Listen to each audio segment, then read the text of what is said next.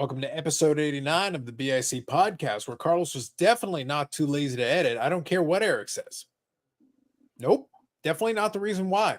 Definitely wasn't that. Listen, Yeah. I refuse to even acknowledge anything you're saying. It is not even a thing.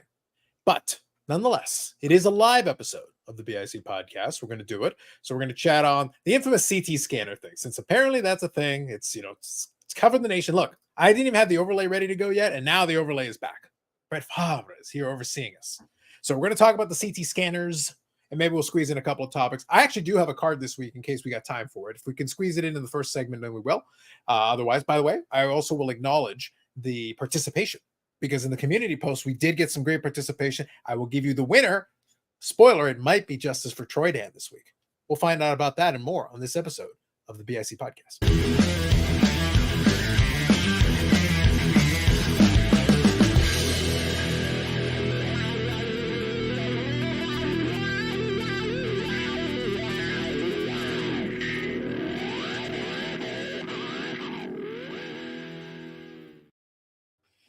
All right.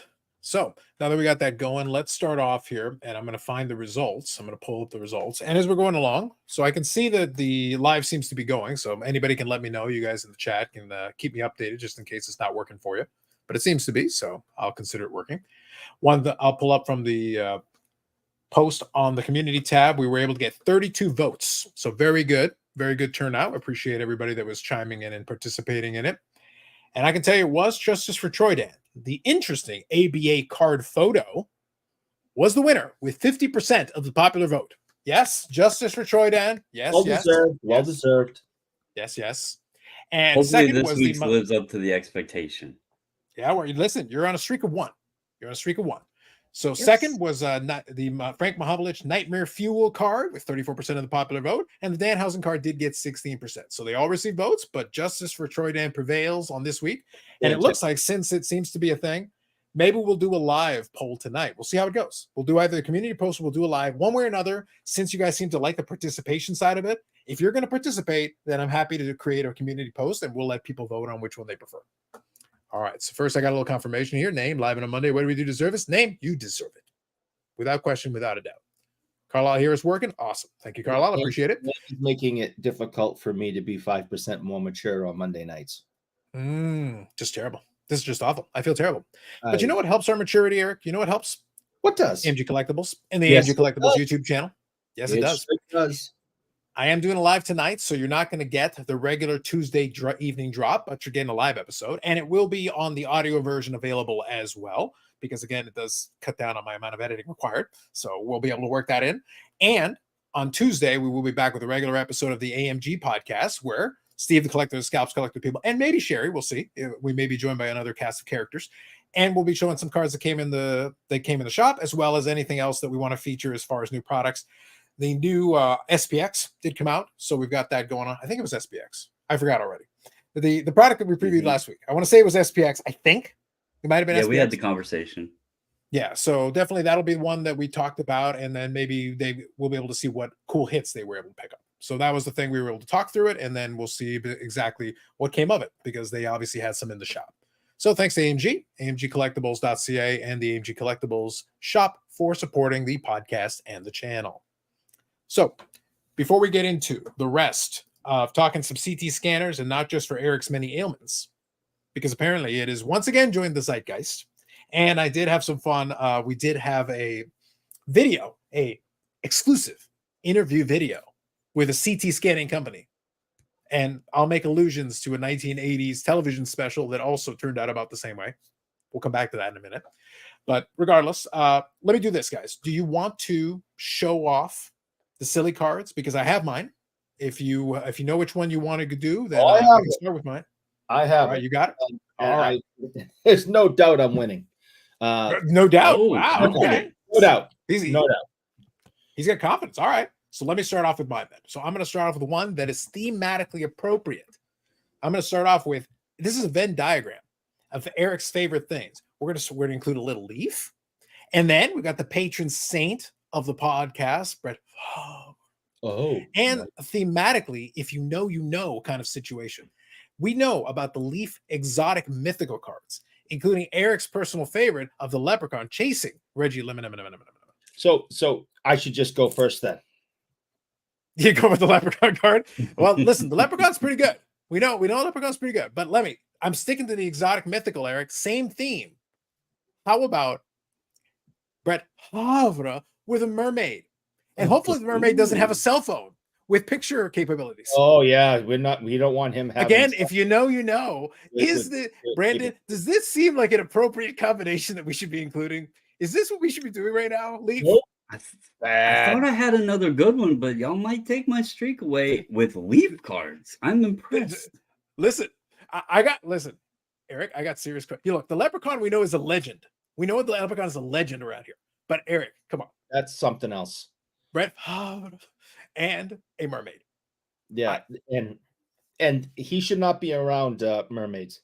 Wait, Leaf dropped the ball on this though. I have a big this. I'm going to give this card extra credit because Leaf screwed up. Why wasn't this a dual auto? Why didn't we get the mermaid's auto on the damn card? Oh, that would have been good. Yep, it could have been in the description for the last time. I'm not giving you my cell number. Yeah, I'm just saying, thematically appropriate. If you know, you know. So now that's it two. Should have been him with a giant cell phone, like an iPhone next to him. It would have been perfect. Right, we're going back to old school. We're going to collector's choice here. We got a Rex Hudler. And you have to appreciate the imagery here. He's playing the base well, getting slid, kind of in the groin area there. This picture is already magnificent, right? However, it gets better. Holy Flip the card over. So I wanted to go a little different angle here. And we went to the back of the card. All right. And we have Mr. Hudler here milking a cow for some damn reason on the baseball field. But I'm concerned with what the hell is this guy over here doing? And what is he milking the cow into? Because there's no bucket down here. So what you're saying is there's more questions than answers here. There is more questions than answers, and they put this on the back of the card. But I do want to point out for those youngins in the collector space now, if you happen to listen to this, we older folks actually used to enjoy the back of the cards. They gave us these little quizzes. We had the statistics, maybe little comics. You had a man milking a cow. Milk. Yeah, I mean, we actually did look at the back of the cards back then. Today, I don't know if people even realize that there is a backside to a card. But anyway, I thought this was a good one. I don't know if it stands up to a mermaid or a leprechaun, but I have a cow. So we've got a mermaid, a leprechaun, and a cow. That's basically what this week. We have a mermaid, a leprechaun, and a cow. Interesting. So what I'll do is I'll get the gentleman to share. So we actually do have a couple people watching. So do you guys want to do the poll live, or do you want to do another community post?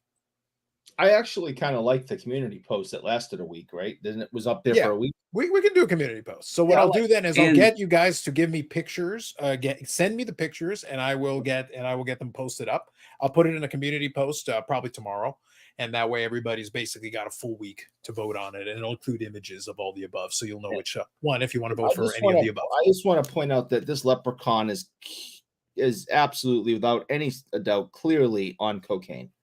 This is a cocaine fueled leprechaun. Is that like dollar? I can't tell. He's flying. Sure. He's flying. He is so high on the booger sugar. I've never seen anything like it. I haven't seen wild eyes like that since Eric at the Kiss concert. Just wild, the crazy eyes. There may have been some crazy eyes at the Kiss concerts over the years. That's true. Just saying, throwing it out there. All right, so we got that taken care of. So let's get into the main discussion. So here's what it comes down to. It comes down to the following. We've been talking about, I think we talked about it on the live and probably a little bit. So this whole CT scanner thing has been going on now for a couple of weeks now. And what kind of reignited it, I guess, and got people all back up in arms, I guess. And I'll say people in general terms, I think there's a lot of people who don't really care, but there's other people who definitely do. But I think what really got it brought it back in is that Sports Card Madness, the YouTube channel, and all the above, I have links to them in the description already. So you can check it out. The video that I'm going to reference here, the link will be in the description. So that's the one that kind of got things back rolling because they made this big promise. They posted on their social media, and I'll actually show it to you. And then I'll actually show you a little bit of the video. I'm not going to play too much of it for you, but I'll show you a couple of snippets. So on the social media post, you had stuff like this. Here's your thumbnail, right? You got your big thumbnail. And, same concept, actually. I actually hadn't even paid attention to it, but yeah, you got the CT scanner with the National Treasures box. I actually didn't pay close attention to it before I made my thumbnail. Almost the same idea, but nonetheless. So he's got it with the whole game over, and he's got a shocked look on his face and everything. It was supposed to be this behind the CT scanning, meet the company. He was going to interview a representative of the company, which he does do in the video. But I'll read the description here. Locked and loaded, despite industry pushback, trying to make it all dramatic.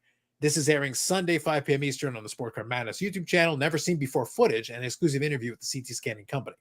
So they're promoting this days in advance. They got the whole game over. They got the flames. It's very dramatic. The whole bit, right? Flames are always important. Is anyone else hearing Bill Pullman in Aliens? Game over, man. It's game over. Maybe they should have played that in the background. That would have been good. That's all I'm hearing. But so we've got all this promotion to it, and they had, YouTube shorts, and they're doing all this stuff to try to promote it, right? And then you finally get to the interview, and I'll show you a little still image, and we'll discuss the still image here in a second because it showcases something specific that I want to get to. But I want to talk about this in general terms for a minute. So here it is. And then also, like I said, I'll leave a link to it in the description if you don't want to watch it. It's about 40 minutes long. So if you want to watch it, but we'll give you a synopsis of some of the high level points. But part of it is a demonstration, a little video that they play showing off them scanning through layers of a card. And might be hard to see. I tried to make it large here so you can see a little better, but it's a Max Verstappen card from Topps Dynasty. I don't know if it's 2023 or a different year. That part I actually heard might be the wrong year, but it is the correct brand. It's Topps Dynasty. He said 2023. It is 2022, though. It is the wrong year that he stated. Yeah. But it is Topps Dynasty, and it is Formula One. So that portion of it is correct. So regardless, they're basically looking through it with, again, based on what they're claiming, this is the demonstration of them using the tech to go layer by layer and see through it. Well, you can see that it says Max Verstappen. You can see that it is a memorabilia card there, and you can actually make out the serial number. Now, that will come back into play into something we're going to talk about here in a minute. But I just want to remind you that the idea here is that there are certain parts of the card that have a little bit of texture to them that allows the technology to be able to make out certain details. And in turn, that allows you to be able to see, presumably through several layers down to the micron. That's what the person said they could do in terms of tech. Something that is flatter may present a challenge, but something with texture tends to be a little easier to see. And obviously it's clearly visible here.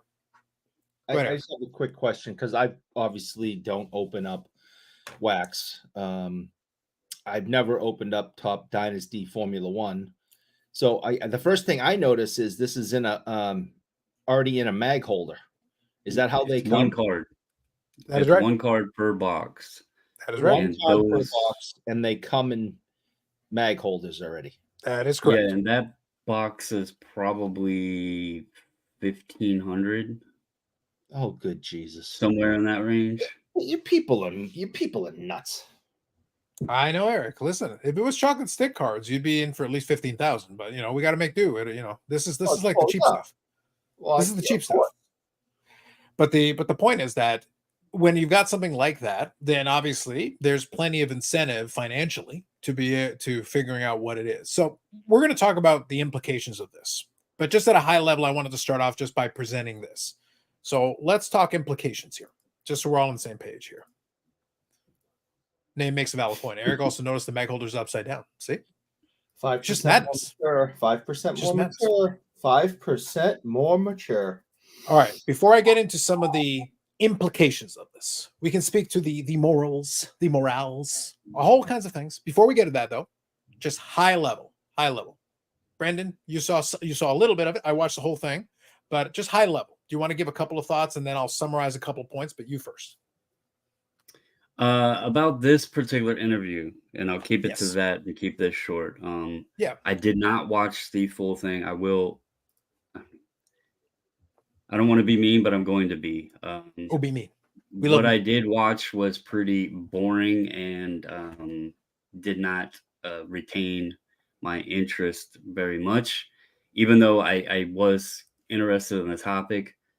once they took away right in the beginnings of saying we're not going to show you what everybody came here to want, the information people wanted to begin with, it kind of loses interest relatively quickly. But the other aspect of it that I find is a crock of shit is if you go to the company's website, you know, there, in the way I guess it was explained as well is it's basically other people have done it, so we want to offer it to the public.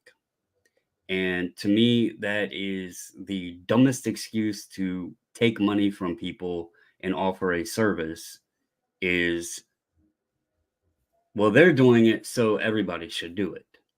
That makes it right. And I think that's just complete crap.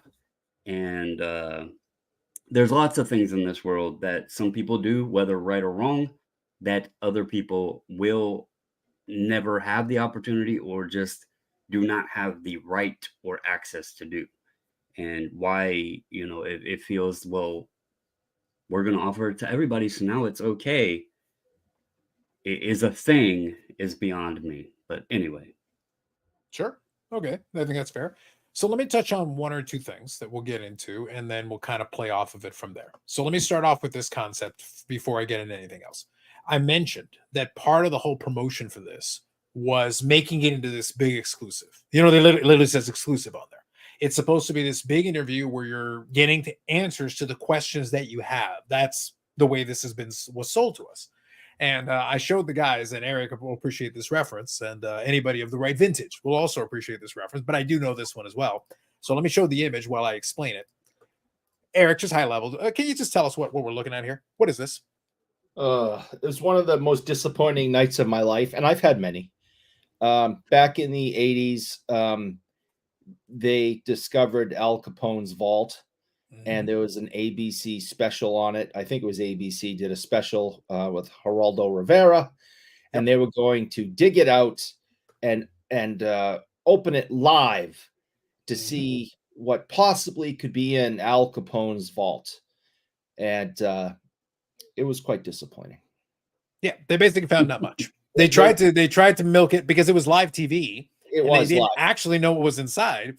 Right. They were hoping for all these things, but then as they went in, they started being like, keep digging, keep digging, you know, keep trying to look for more. And it just wasn't happening. It wasn't. There was. This was a 2-hour special, and I did the quick high level scan, Brandon. 30 million people watched this. That was basically a big old nothing burger. Like literally, it was nothing. Yeah. So it was. So there was nothing. The point that I'm making here, the reason I'm invoking this historical classic moment of television is that, again, it was big promises and minimal delivery. There just wasn't anything to it because, as Brandon touched on, they cut out the 10-minute. Look, when people are watching it, this whole thing that's supposed to be explosive flames and all this stuff, we actually don't care. Well, I shouldn't say we. Most people don't actually care that you're saying you can do this, because the reality is, within reason, it's pretty reasonable to assume that you can. The technology, on Friday, I shared a link to a company that is antiques and collectibles, and they've been using CT scanners as part of their authentication thing for hire, for business, for antiques and collectibles, going back to the 90s. So they've been doing this for literal decades, but they're not focused on sports cards. It's not their main, they're antiques and collectibles, but guess what? If you can use a CT scanner to scan things for collectibles, Brandon, it's not a stretch to say you could apply it to other matters. So speaking on that, this brought me back, and I honestly do not know technically or exactly what the machine is, but it brought me back when you mentioned that the authentication thing and all that.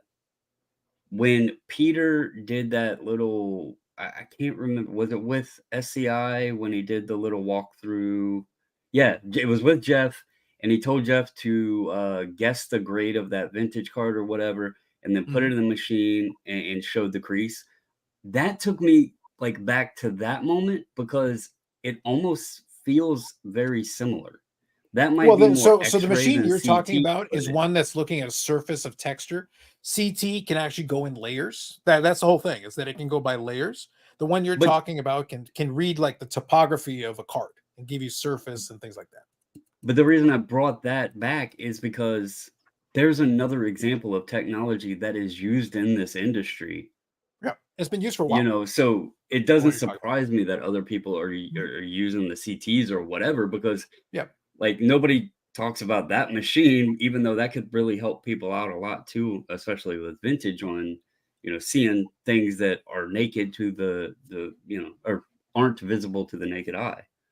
Yeah. So that, and that's the thing. Like SGC uses it for that reason. For them, it's diagnostic. It's to help them be able to see certain creases and deep kind of creases that are a little tougher to see without really getting a good look at it. But the image can pick it up. So, and that's kind of playing into it. And Carlisle knows what you're referring to. Yeah, I was thinking exactly what Bobbles is talking about. I can see John here, so I'll read the comment first. Hey guys, total money grab. The question is why they wouldn't even need to do this if their current business is profitable. So let me touch on this, because you can. I saw John's video on this, and he made a similar point on his video and talked about the angle. But the thing is, why not? If you can scan other items, you could add this to it's an additional thing. It's a value to you. You're not rebuilding the machine. You're recalibrating the machine for a different material. So it's just another thing you can do to make more money. So the thing is, you can be, so I understand his angle, but you can be profitable and be like, but you can also do this and get more money from the card guys and also sell it for this other thing. And also you can do both. There's nothing stopping you from using the machine for both things. Could you imagine if there was a company that started scanning individual packs, identifying what was in the packs, putting them into an AI coaster encapsulation process, and then labeling what was inside of the pack? Could you imagine that business? I think if you did it to 1,000-point scale, you'd have the greatest coaster maker of our hobby. Amazing. We're getting deep now. We're getting deep. We're getting super. Listen, I might need a 6-part series then. So let me finish making fun of the original. Sorry that I went there, guys. We are. Let me finish making mature. Eric's gonna. He's gonna. He's gonna have a conniption. Is what's gonna happen. If only he's gonna Steve scold Hart me. had this. Yeah. If only Steve Hart had this, we could have found out what kind of GI Joe. It could have been anything else, but now we could have known it was GI Joe. Yeah, that would have been amazing. Yeah, you don't have to pass up profits because you're already profitable. Yeah, absolutely. The whole point of being profitable, the whole point of being a business is, you know what's better than making money, Eric? Making more money. That's even better. Or, you know, to use an Ericism, it's gooder. It is much gooder. Yes, without a doubt. So, like, whether you're profitable or not, even if you are profitable, well, what if we could make more money? And we don't really have to do that much. We don't have to reinvent the wheel here and recalibrate. You're adjusting the machine slightly. But in reality, you're using almost the identical technology you've already got. Why? You already got the machine. Use it for a different thing, a different application. Don't you own one by now, Eric? I'm sorry, what? I couldn't hear you. Don't you own one by now? I have a fleet. A fleet. There you go. All right. How do you think he know? How do you think he knows where all the Reggie Lemon M&Ms are? It's not a coincidence. My hands on Reggie lemon ding dong one of ones. Yeah, like if you look on Friday, Brandon, he literally had a whole stack. He was waving them, a whole stack of them. How do you think one man could acquire so many without some shenanigans? Coincidence? I think not, sir. He bypassed every other player so that he could get the Reggie every time. Gotcha. Okay. I heard something. Never mind. I'm not even going down that rabbit hole. Continue on. Heard it. It probably. So the reason that I brought up the Geraldo thing was because for all the noise, it was a disappointment. Circling back around, the problem was at the very beginning of the interview, he basically said that they cut out about 10 minutes. And he gave all these reasons why, that they basically told him you either cut out the time there, which suggests what most people were tuning in for. Let's be clear about this. What most people tuned in to the Al Capone thing is they were hoping for treasure, they were hoping for bodies, they're hoping for something exciting. Information mostly. Anything. But you were hoping for something to be in there. The point is you wanted something to be in there. And when you got basically nothing, massive disappointment. Well, by cutting out those 10 minutes, the likelihood, it stands to reason, those were 10 incriminating minutes. They were 10 name minutes, or state who is already using this minutes, or what cards have already been identified using this technology minutes. Can I ask something on this, though? Because going back to what I said earlier, if they are portraying this as now being a level playing field, and this makes it fair for everybody and all of this other stuff, and now it's right because all you have to do is pay and send your stuff too, and it's all fair game, right?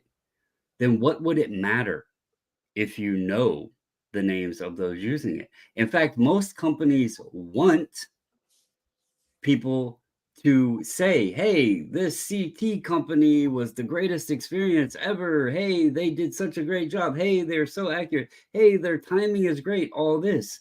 If it is right, then why is there anything hidden? Is there HIPAA law because it's a CT machine involved? Are we not allowed to talk? Like, does it go in a medical record? I mean, like that's leaving some questions.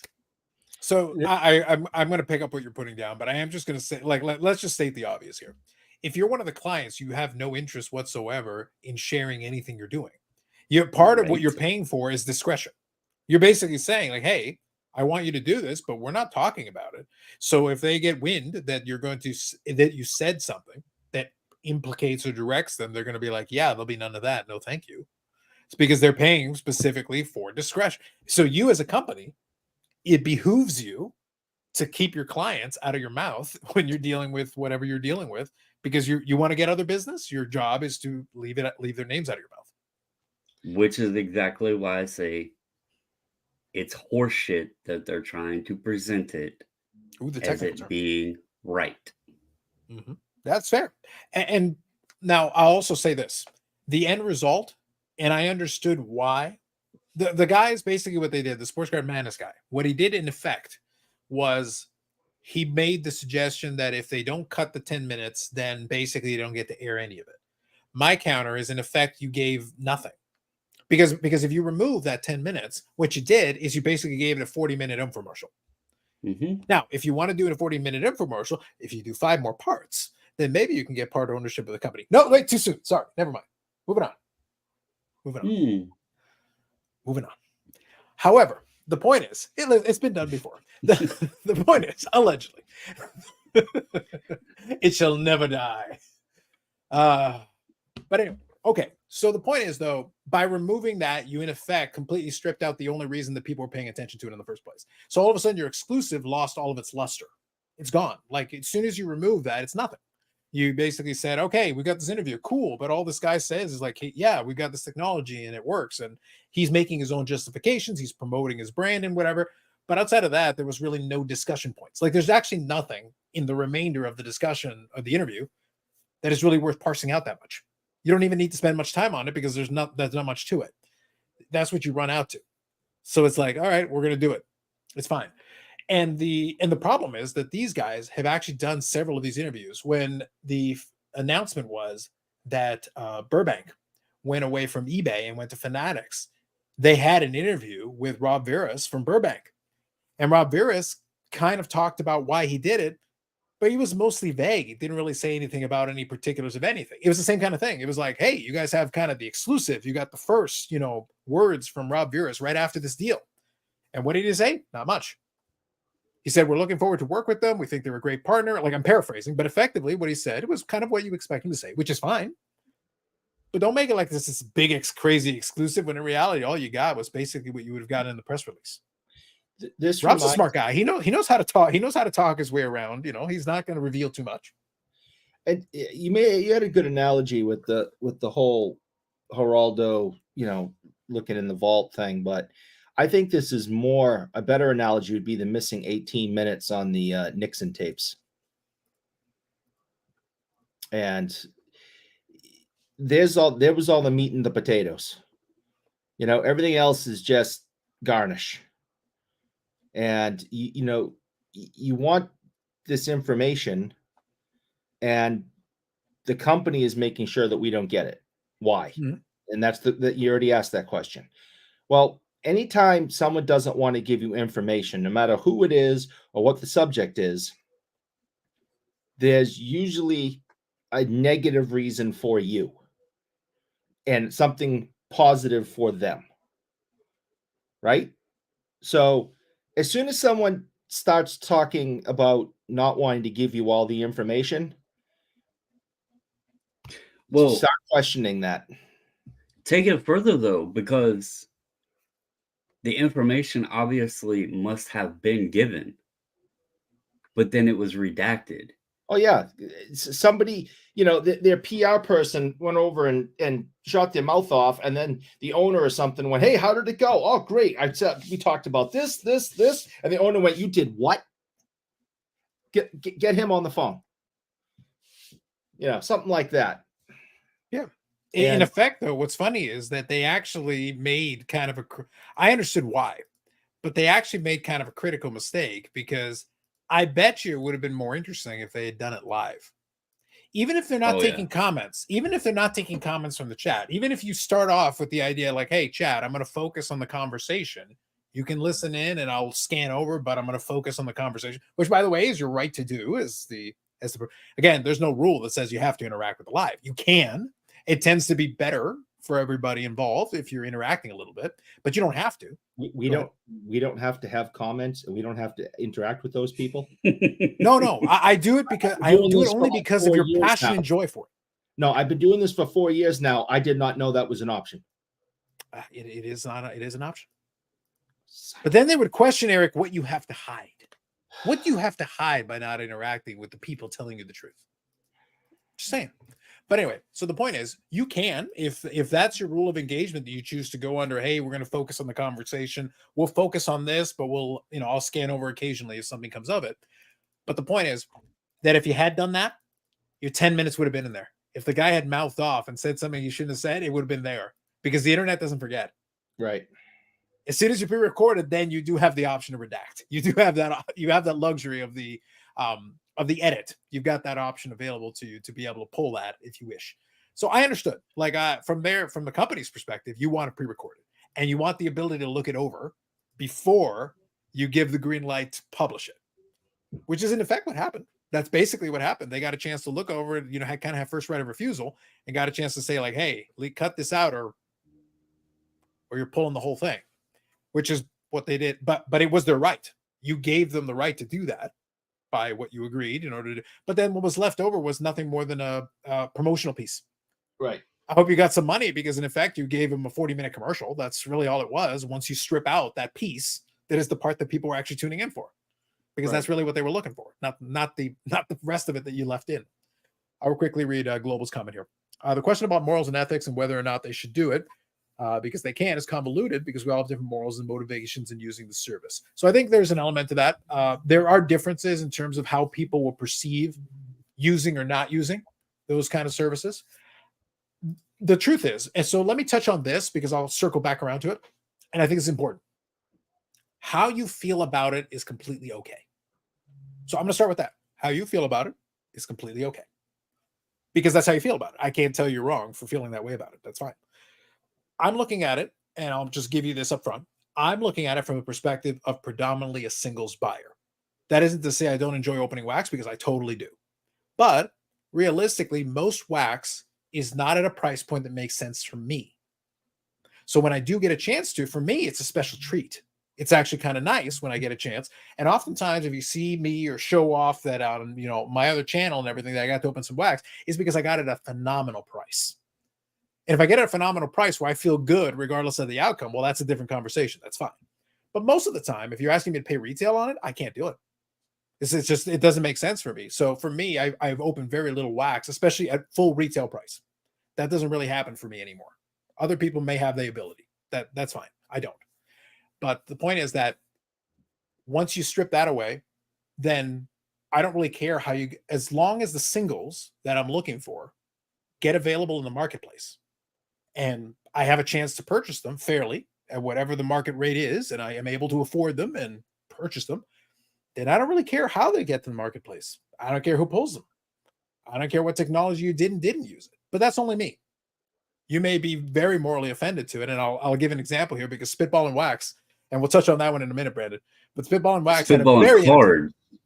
Oh, well, Spitballin Cards. I'm sorry, I forgot Phil wasn't there. Spitballin Cards, not wax. My apologies. Phil wasn't there. My bad. But the point is that they're going to feel about it differently than I do, and that's fine. That's okay. I felt there was a little bit of theater to it, but I'll touch on that in a minute. Let me read Dave's comment, and then I want to open it up to you guys. But I needed to lead off with that though, so that whenever we continue talking through the rest of it, it's going to make total sense because I just gave you where I'm standing. I get it. If it upsets you, I get it. And we're going to talk about the implications because there are implications. There are. For the general marketplace, there are implications. For me as a singles collector, not a big deal in the grand scheme of things. However, there are implications for other categories and other people that may be more participating in those markets. So we'll touch on that in a second. So Dave says, morals and nothing's baseball. I know, Dave, I get you. I agree. I promote this all the time. No different than marking cases as they are packed to ensure certain cases go to certain orders. Been going on for years. That's been a big thing. Yes. Stuke says, man of peace and reason. Oh, Stuke, you flatter me. And you're right. Dave says, also literally tens of thousands of backdoor cards could sold over the years. No need to scan those. No need. And he's got a grading company, so it's fine. Don't worry about it. Okay, gentlemen, let me open it up to you. I needed to lead off, though, with where I'm standing because the rest of the conversation, everything I bring up, that's the angle in which I'm taking to it. So that way we're all on the same page. But can I go next? Is that okay, Brandon? Go ahead. All right.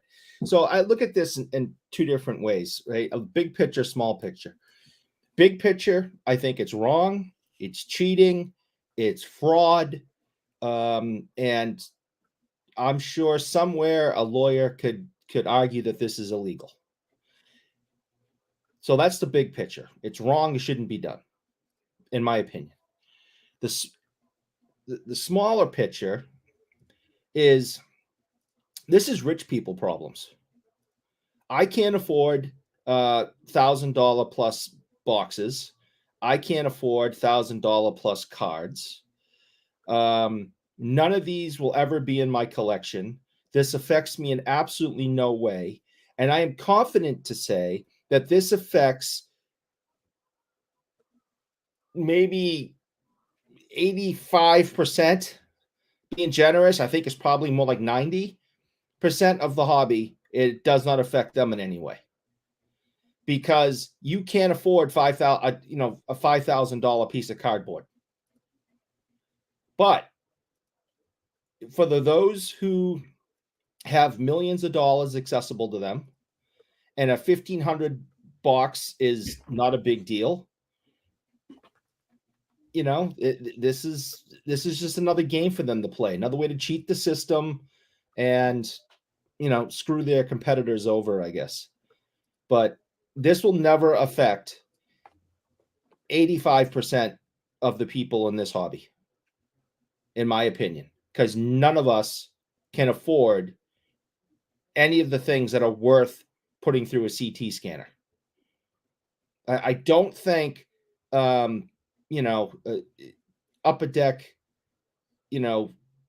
Series 1 base hockey, anyone is going to put through a CT scanner, for $3 a pack or whatever it was. Oh, I wish it was $3 a pack. Yeah. It was $3 a pack. That's a bargain, sir. But it was $300 a box, man. Yeah, because of Bedard. But I'm talking about in general, right? That's what the general public are going for. That's what kids are going in for. People aren't going into shops, and since I work at the largest one in New England, I'm telling you, the big box, the real expensive boxes that we do have, they do move, but they move to a very small population of our clientele, and they sit for a while until one of them come in, where Upper Deck base flies out the door. The people buy them by the box, people buy them by the packs. Gone. That's the majority of the hobby. So for those who really want to get up, who are really, really upset about this doesn't affect you. In my opinion, you can't afford because you're poor, as we've been told. I want to come back to that because it's one of my favorite things. Yeah, I had that reference. I'm poor. Okay, I am poor. I cannot buy the like button, though. $2,000 box of cards with one card in it. I can't. It's ludicrous.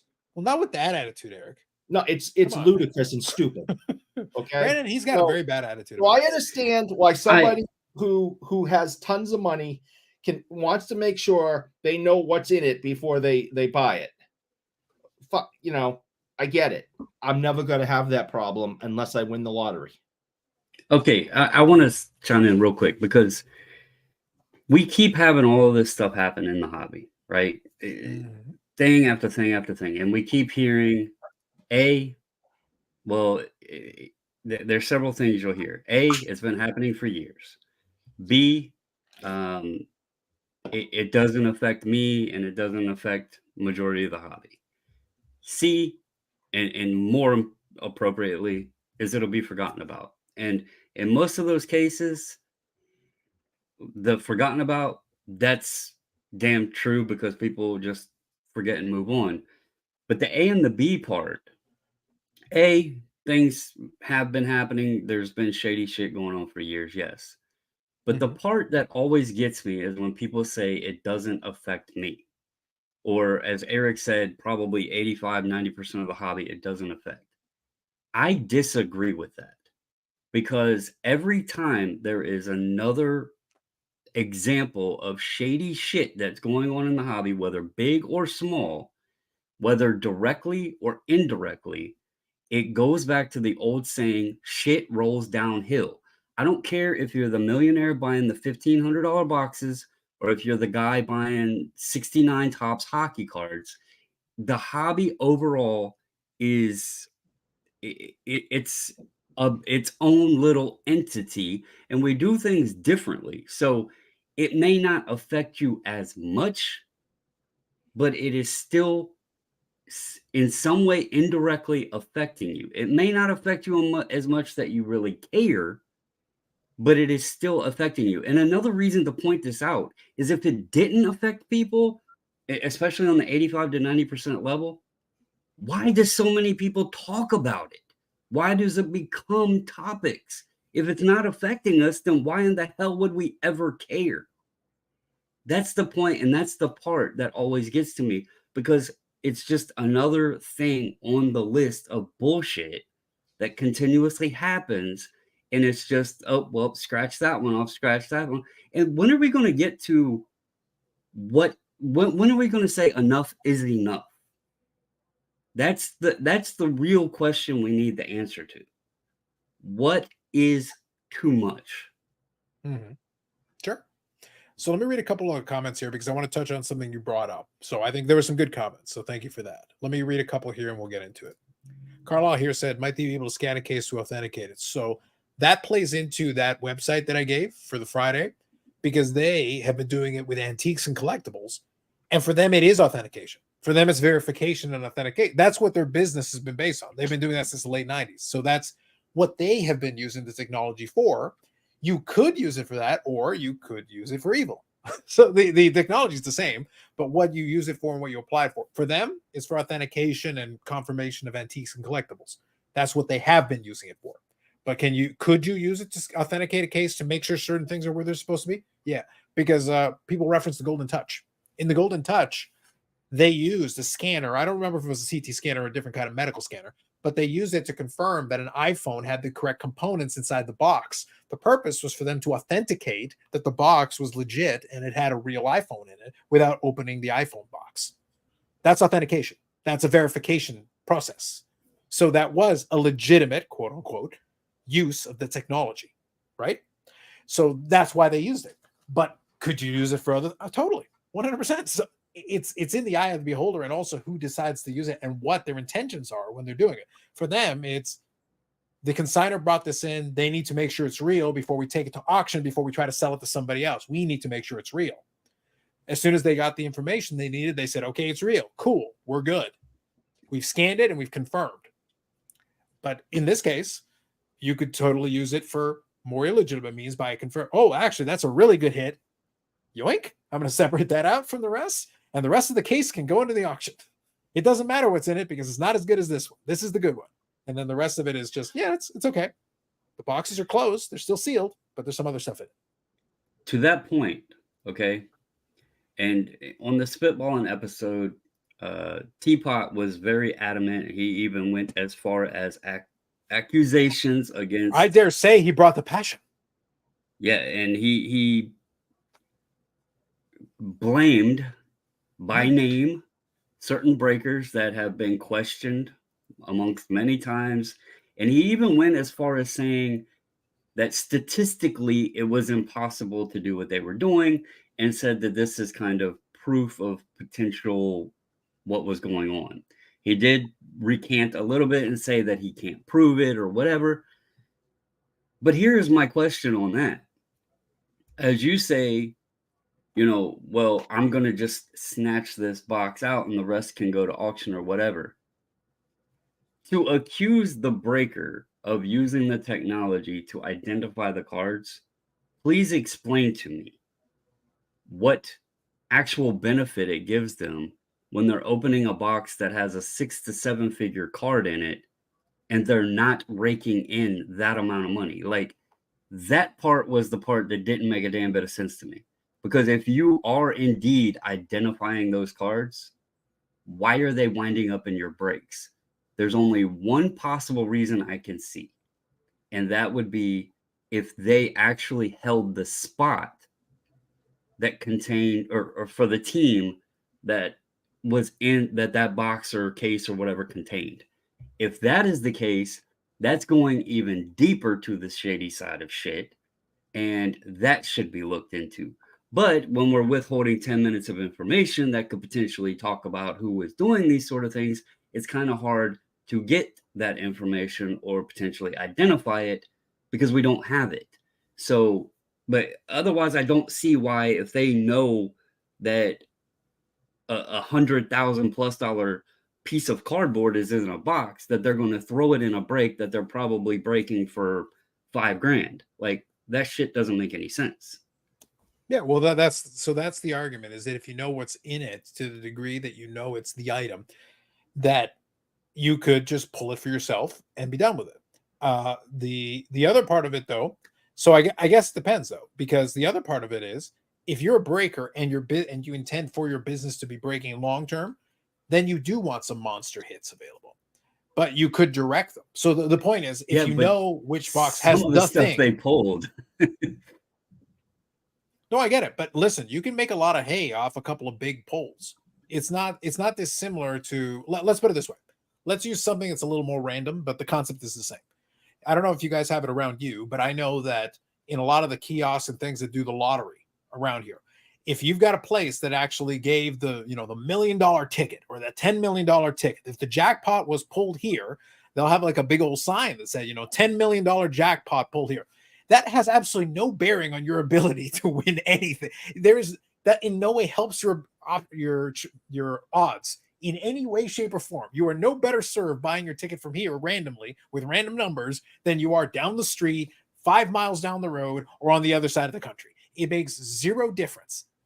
But psychologically, for the purposes of getting more people to buy it there, it's not a bad thing to have. That's why you got a big old sign that says the $10 million jackpot was pulled here. So for a breaker, it's not just the one break or two breaks. It's, hey, we've pulled some massive cards here. You should buy. So for the breaker, so when we were doing all the thing about loaded boxes, loaded cases and everything, if you're a breaker, you want people to think you have loaded boxes and loaded cases, because you're like, yeah, buy with me and you'll get the cool cards because we're getting all the good stuff. They're never going to say it that way, but they're happy with the implication. There is that element, but it's not a secret. Breakers also, whether acknowledging or not acknowledging, they hold spots many times in their own breaks. That's what I was getting at. So there's two parts of this. It is not a bad thing to pull massive cards as part of your breaks, especially if that's your business. It's not a bad thing. If then you know exactly which box it's in, then you can have your person there with the right spot on the right break to pull said big card. So then you get a twofer. And then you get the big pull and get the hit. You get the big pull. So the advertisement works out for you. Plus, on top of it, it went where you wanted it to go. So you get both. So that's what I was saying on that. Helps. Like, yeah, it wouldn't make sense to do that unless there was deeper shit involved, but we don't have a way to prove that because we don't have those details. It's too easy to mask that. Yeah, exactly. So CC here is saying, who says the person who's providing the scanning service is going to return a loaded pack, box, or case to you? And they find a hit, they can give you an unloaded pack or box. So what's funny about this is that in the course of the advertisement, the guy for the company did make this point, and he was saying basically, this is where some technology could be used, because what he was suggesting, this was his suggestion, by the way, I'm paraphrasing from the guy. He goes, maybe a good way for this down the road here would be to utilize some materials that react to the type of, I think it's radiation that the CT scanner uses to change color. He's making a suggestion. He's kind of playing both sides here. He's trying to also making some points here that try to state it in that way. And he goes, if you have something like that, that could be on the manufacturer side, where then if someone scans it and you see the color change, immediately something is, it's been run through a machine of some kind. So that is something you could do in theory, that could give you something. And we're all theorizing because, of course, you have to know exactly what kind of levels, how much it impacts the materials. That's where it said, I'm going to get to the manufacturer side because we want to touch on that as well, because there's also the manufacturer side of this, the downstream impact. So we're touching on one element of it, but then we're going to go downstream as well. So the point is, it's the same idea here. Who says the person in scanning service is going to return a loaded pack? Well, you always have that problem whenever it's in somebody else's hands. That's the first thing. The second thing is, if this is the business they're going to get into, then reputation is going to be part of that. Discretion is going to be part of it. Reputation is going to be part of it. You're going to want people to get the stuff that they're promised. And if it doesn't happen enough times, then people are going to start looking at it going like, what's going on? It's like anything else. It's like a breaker who never pulls anything good, ever. Well, how long are they going to stay in business if they never pull anything good for any of the real people, and it's only their plants? Well, then eventually those real people are going to go away because they're not going to keep buying into it. You're going to need to cycle in new people in order to keep the cycle going. So you can do it, but it becomes a short-term thing for you. And a CT scanner is still kind of expensive. It's not like a cheap item to play around with. Good evening, Jeff. I don't understand why people trust box breakers. So that's basically kind of the point as well. You have no ability to verify that anything is above board. You have to rely on their honesty. Basically the same problem, yes. I heard breaking was an Olympic sport this year. Dude, I would totally watch breaking over a lot of the shit they put on the Olympics. I don't watch the Olympics. Yeah, I mean, I wonder if we can have Ray Gun from Australia start breaking cards along with her. While breaking? While breaking? Yeah, maybe she would have done better, because there was two faces of these games, right? You had the guy from Turkey, that was a shooter, right? And he was just a complete badass with his hand in his pocket and everything. And then you had this clown from Australia, this young lady from Australia, just embarrass herself. Those are the two faces of these past Olympics. But the lady from Australia, even though you just called her a clown, she will be more famous than whoever won gold. Oh, yeah, no doubt. Like, nobody knows who won gold. Go ahead. Tell me who won gold. I don't care. Exactly. But that's the point. You brought up clown lady, and you don't even. Right. I agree with you. She wins.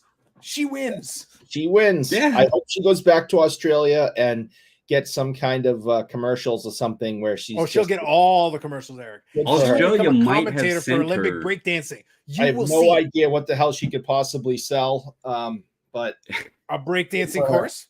Yeah, she will probably wind up with a leaf card. Yes. Oh, yes. There you go.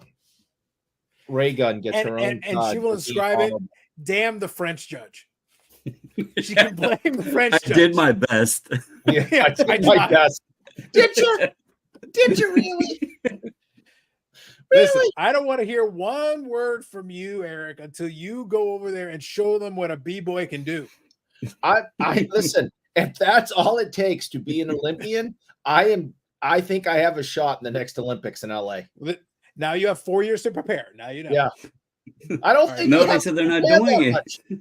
I don't think there's a lot of preparedness. They're not doing it anymore. That's why I wonder if Australia didn't send her to troll. Travesty. This is a travesty. This is a travesty. How dare they? This is awful.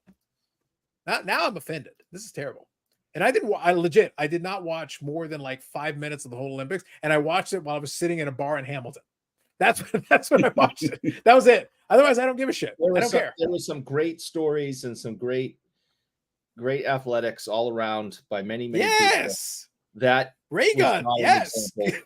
That was not an example of one. Says you, man.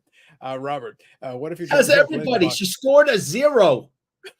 A 0, Carlos. Are you sure there isn't a negative score? Maybe it could have been worse. Everyone agrees. Everyone, not just me. Everyone. She got a 0. Eric, did she or did she not walk off the floor under her own power? I guess so. There you go. Sounds like a winner to me. Okay. Robert says, what if you drop my phone in the boxes to go through an extra machine of security? Shows up as color change, IE scan. No, I'm just stating what was stated in the thing. I have no idea what the solution is. I merely am stating it. That's it. Can I ask the reason that, like, okay, you brought that up when the question was asked about the swap. Like, what if they sent you back? I mean, I don't know what that would prove, because they could just scan 2 boxes and send you one back, and it'd be like, hey, look, we scanned it. No, look, but the point is, Brandon, like you that's always a problem, a potential possibility. Like, look, let me put it this way. You have when back in ye olden days, when you used to actually open boxes, you would buy them from your dealer. Well, what if the dealer could scan it and just give you the shitty case? How would you know? They just gave you a case. Like, how do you know it's good, bad, or indifferent? But the point is that at a certain point, if you do business with certain people, you have to kind of go with it. Now, if you buy stuff, again, we're talking on open boxes here, and you open them, and you're buying stuff from the same people over and over again, and you never get it. In fact, not only do you never get anything, you're always kind of short, like certain things. After a while, you're going to start going, there's bad luck. And there's statistical improbability, but we're leaning further and further in statistical improbability. Because again, weird stuff happens all the time. The problem is it works both ways. You can get super unlucky. But when we were doing that whole Hamilton story, when I was having fun with it, I pulled that 1-of-1 card from 2 hobby boxes. That was blind luck. That had nothing, like, the guy, that was the last 2 boxes the dude had. If he had 15 boxes, I wasn't going to buy 15 boxes, but he had 2. So I bought 2. The 2 he had, and I pulled an autograph in one, and I pulled a 1-of-1 in the other. I was just curious because, like, I don't really know what it solves. Like, I think no matter what, are we going to have different pricing tiers, scanned and unscanned? No matter what you do, there is a countermeasure to it. But let's get to the downstream here in a second. I'm still disappointed there's no breakdancing 2028. Eric's Olympic dreams are being dashed. This is terrible. I thought I had a shot. Stuke says, I thought these were some of the best Olympics to watch. Hey, I believe you. I've never cared about the Olympics, and I never will care about the Olympics. I enjoyed them. Reagan definitely needs a card, no doubt. Eric should enter breaking for people with artificial hips. Yes. How do you think I got the artificial hip? I broke it. Mm-hmm. She may have gotten a 0, but her war was probably pretty good. Yes. She could be in the Baseball Hall of Fame. She should go ahead of Fishboy. I'll vote for her. Yeah. No doubt. Not even a question. Just ask, Ray Gun. You got my vote. But the point is that, okay, so let's talk about downstream implications here, because that's what really, so the Spitballin guy card, Spitball in Cards, guys. See, this is a terrible name, by the way. I've decided this name sucks. They need to come up with a new name. This is trash. Anyway. I will send them a memo. You send them a memo. You let them know. All right. So they had their own video, and I've got a link to that in the description too. And they use a wonderfully, definitely not clickbaity title. Opening wax is dead. The hobby will never be the same. Huh. Not dramatic at all. No. I'm glad they kept it calm, cool, and collected. Yeah. So, lead in this was both Scott up top here and Teapot. They got somewhat excited. They got somewhat animated. It was cinema. It was theater. Brandon, I enjoyed it thoroughly. In many ways, for many reasons. I did watch their whole episode. Okay, why don't you start? Do you want to opine on this, and then I will speak on a couple of points about this one? Short synopsis is Teapot was very animated, and it was. You could say irritated, and he kept referencing his boss, and he made be very sensitive towards Topps while directly calling out Panini. Scotty B said a statement that I will not repeat, but it was very weird. And it wasn't in reference to the card part. It was reference to location. But he did have a question, and it was what good could come out of the scanning. And I had a simple solution: scan all the repacks, because that would be awesome to see all of the trash that is in these repacks. That would be great. Anyway, then you had the guy in the one corner that had the sapphire boxes and stuff like that.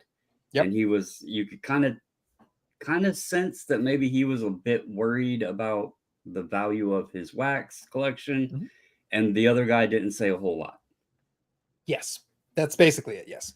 So, but I'll say this: I was highly entertained, and again, link in the description. Yeah, it was a good conversation they had. It was very entertaining because Scott and Ty's passion.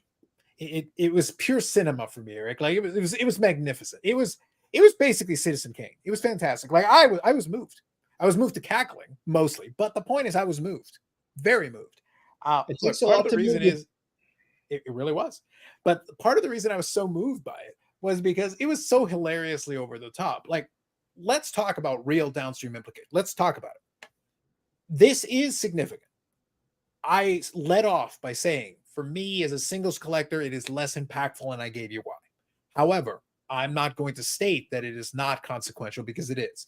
Because what it does is it undermines the number one thing that box breaking requires. Whether you use a breaker or whether you'll buy your own boxes, it's still under one specific, the most important thing. And I use the meme, the joke about it, you're telling me there's a chance, from Dumb and Dumber. You're telling me there's a chance. The entire breaking enterprise is based on that. You have to believe, even if the house has the major advantage, the odds are all against you. You have to believe there's a chance, even if you feel the game is rigged. There's actually a saying, and I'm sure many people in the chat and even maybe you guys have heard this. It's very common amongst people who buy into breaks or open rip wax a lot. And it's similar to, so you say there's a chance, but it only takes one card. Yeah. That's a common saying amongst people that buy into breaks and everything. In their mind, it only takes one card. Yeah. And the moment you take that away, the moment you strip away that hope, Eric, the moment it's gone, then the game is over. Like the entire thing basically falls apart, because the moment that people, even if they always felt, no matter what, even if they always felt that the game was rigged against them, oh man, I'm always unlucky, and like this other person always pulls a good. The point is that for the most part, the hits would find their way around. But if you're talking about something where or you believe at this point completely that the people with the means are always 100% of the time, like there's 0% chance, then what's the point of even playing? Because that ends the entire game. That's the danger of this. So from Topps' standpoint, from the Fanatics Overlord standpoint, that's the only reason they would care. The only reason they would care is that there is a large segment of their business that still relies on that hope and possibility to be there. They need it to be there. So they have to keep you in the game. They can't have the game skewed too far against you. You have to be able to win sometimes. Otherwise, the casino closes. Do you think? Yes. And just looking back on some of the social media presence. Sure. Do you think that this has been something of concern, undertoned for a while? Because it's quite interesting how often now Topps is like, this collector pulled this 101 at such and such stadium. This collector pulled this. Like, they're starting to share more of these stories of where these cards are pulled to try to present the image more of, hey, we're not loading the boxes. We're not giving them to individuals. The same people aren't getting it. It's the pie is being cut and spread around. Do you think that is part of it to try to save face on some of it? Well, I don't think they've anticipated. Look, so I'll speak on this in two ways. I as I said on the Friday, I believe that by the time that somebody is publicly telling you about this, people have been doing it in the background for a while. By the time you hear about it, it's already been happening. Now, you could live in your ignorance because, as I said, up until this point, there was still enough of a feeling that enough different people. Let's put it this way: if you never, I'll use the analogy of The Running Man. You guys remember the '80s movie The Running Man, and part of the movie was the bit where they got the Jim Brown was playing the character where the lady found all the dead bodies, and those were supposedly the people that won. The idea was that is a game show, right? And the idea was you could win your freedom. I'm using an extreme example, but the concept's still the same. The idea was you could win your freedom. The truth was nobody ever won, but you created the idea, and you even showed, you made digital versions of these guys enjoying, their celebration in paradise in an island somewhere, wherever. But it wasn't true. None of it was true. They all lost. Wait. And they all got. I think you'll appreciate this. So are you telling me that Mr. Beast videos are actually staged? I dare say it. I say it. I dare. Allegedly. Hashtag allegedly. Jimmy, allegedly. Don't. That's very. Just Brandon, stay away. that Eric is very. cannot Brandon, cover that is that. very topical of you. Brandon, that is very topical of you. Look at you not bringing in a Civil War reference. You talking about the currents, the todays, with the youths. Look at I'm just impressed that I know what that is because, well, my daughter. You're also not the youths. You're also not the youths. Yes. my daughter taught. If I didn't have a kid growing up in this house over the last handful of years, I would have no idea who that is or what they're all about. Yes. But my point about bringing in that reference, and the Mr. Beast one works too. But the point is that you create the illusion that these people can win. The illusion is important. Even if in reality, most people will lose, which is part of the deal, it is possible to win. The moment you remove that possibility, again, I go back to what I said, the moment you take away the hope, then the game ends because these people won't play. And if no one plays, then you're not selling any boxes to anybody, to breakers, to individual. So the card shops sit with boxes they can't sell. The breakers sit with boxes they can't sell, and that's not going to work. So if you're fanatics, then this is why you care. Not because of this, moral to think that hobby. No, it's because there have to be a possibility for somebody in the rank and file collector to be able to win. They must be able to occasionally, even if it's once in a blue moon. There have to be real stories of a couple of people pulling a couple of big cards. It's important because that's what keeps the ecosystem going. If only the rich guys get all 100% of the hits and they get everything, then nobody else is going to play and the rest of the boxes will sit idle. And that means next year's product isn't moving either, and so on and so forth, and going into the end of time. That's why. That is why for them, they're gonna have to figure out something. Now, truthfully, Topps flagship is probably not going to be impacted terribly by this. The value proposition of spending a lot of time scanning Topps flagship probably isn't that great. The amount of items that you can pull in there that are worthwhile, not so many. That product is also printed so heavily. That's what I'm getting. I've seen it over the years. Yeah. That the chase card, the 101, the platinum 101s of your top rookies, like I did a breakdown several years ago of it, but they print so much more retail over what they do hobby and jumbo that those 101s usually wind up, crazy enough, in the retail products to begin with. People chase the hobby and the jumbos for the autographs, obviously, but those 101 or some of the other lower parallels, they usually wind up in retail. And there would be no way in that. Like if people are going to that extreme, holy hell. So yeah, I think a product like that would be safe. Yeah, but that's my point. So there are products like that they're immune to it for no other reason. It doesn't make any sense to bother with it. Like, just why bother? So those ones are probably going to be perfectly fine. It is in the more expensive products though, that are more aspirational, because the people who can really afford to play are a very small amount of people. But if they're more aspirational, then that's where, the big hits become bigger. Like if you pull a monster hit in those ones, then that's a 5-figure card, a 6-figure card, whatever. So that's a big deal. That's a massive difference in terms of value proposition. That's why I said most of the stuff is not going to be impacted, but it's just confidence. It's like a lot of things. Confidence is important in the marketplace for it to continue. So basically, Fanatics, if nothing else, has to be seen to be acting decisively. They have no choice. They have to be like, okay, we're going to do something about it. Even if they're sitting there rolling their eyes going, man, why? And because in the back of their minds, a bunch of those guys probably know that people have been using machines like that, but they're like, you idiots, just put it out in the open. And now we got to do something about it. Because Dave was asking the question about, the loading boxes thing. By the way, this brings a new connotation since Teapot was freaking out about it. So here's the question, though. Is it loaded boxes if you're the one that scanned them and that's how you figured out which one was the correct one? Then it's not the manufacturer directing it to you. It's you just scanning everything until you find the right one and offloading everything else. That's not a loaded box. That's the opposite. That's why I was like, when I heard his argument, and a lot of people have had this argument that Panini's, shuffling the loaded boxes.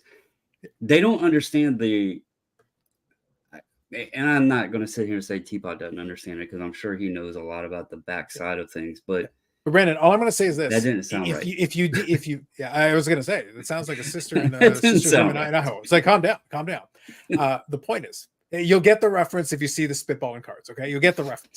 The point is this. If you have a CT scanner, you don't need to load boxes. Right. So you either load the boxes, because if you're loading the boxes, you just direct it to where you want it. You don't need to bother with this pomp and circumstance. This is the box with the good stuff. Here you go. Well, the thing that I was going to get to there is the volume that they were doing. Okay, that creates benefit right out of the gate. But it goes back to if they were scanning and that's how they knew where the stuff was, there had to be something else to it. It couldn't just be, we want to break and get the hits, because again, the value of those cards is way too high.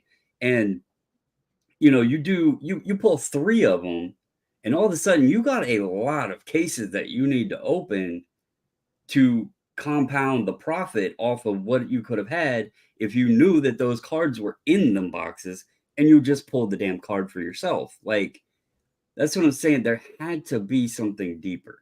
I don't think this is as simple as, they scanned, they knew the cards were there, they broke them, they got a lot of cool hits, they were getting loaded boxes, if you want to call it that, whatever.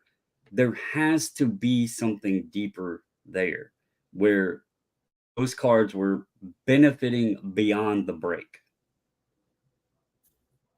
Right. So T206 Kid here says, in the end, opening boxes expecting to hit big is like going to the state fair and expecting you to get the 20-inch diameter basketball into the 18-inch diameter hoop and expecting to win. Indeed. Yeah. But like I said, in the same vein, though, what's funny, the idea is you got to pretend. You got to at least create that illusion. As long as the illusion lives, the game continues. That's all I was getting at with that analogy, is as long as people believe. When you take away the belief, that's where it becomes. Now, I am going to touch on one other thing because it's what we've talked about in the past. It's one of my favorite topics. We're talking about it because obviously it's the zeitgeist now. And like I said, that Spitballin Cards episode with the provocative title and everything is like at almost 4,000 views in like 8 hours. So like it's obviously working, it worked. And it was a very dramatic. They even had a tombstone, Wax is dead. Oh my God. Maybe I should put a tombstone on the thumbnail for this one. Maybe there's still time. Maybe I'll have to make a switch. But anyway, the point is that with all that going on, as dramatic as it is, I think the rank and file collector has no idea what's going on. Like, I don't think they have a first clue, which is hilarious if you think about it, because we'll talk about it. But I don't think it gets too far outside of like the main collecting circles, because a lot of people outside there that are buying their boxes don't really care. Again, high value boxes may be a problem. Unopened wax of high value boxes suddenly becomes very problematic if you're holding a stack of it. That could be a problem. So it says, Dave says, Bobbles, you scan the boxes, take out the best couple of boxes, sell off the rest. Yeah, that's what we're talking about. Yes. If I was a breaker, I'd keep the 7-figure card, but open the 5-figure cards. They celebrate every little hit. I think you can pull it off to a point. I think, though, once in a while, the problem is you've got open the 5-figure cards, keep the 7-figure card. You can keep it, but then what do you do when that card surfaces? It's the infamous thing. Like, you got to be very careful where it surfaces, when it surfaces, and how you do, because then you theoretically want to get your money out of it, right? A 7-figure card is a big payday. So it's like, how do you want to do that? Okay, let's see. Let's see how you want to play this one. It's possible, but I have to say, I think that they should use the guys from the Dallas card show or ghosts.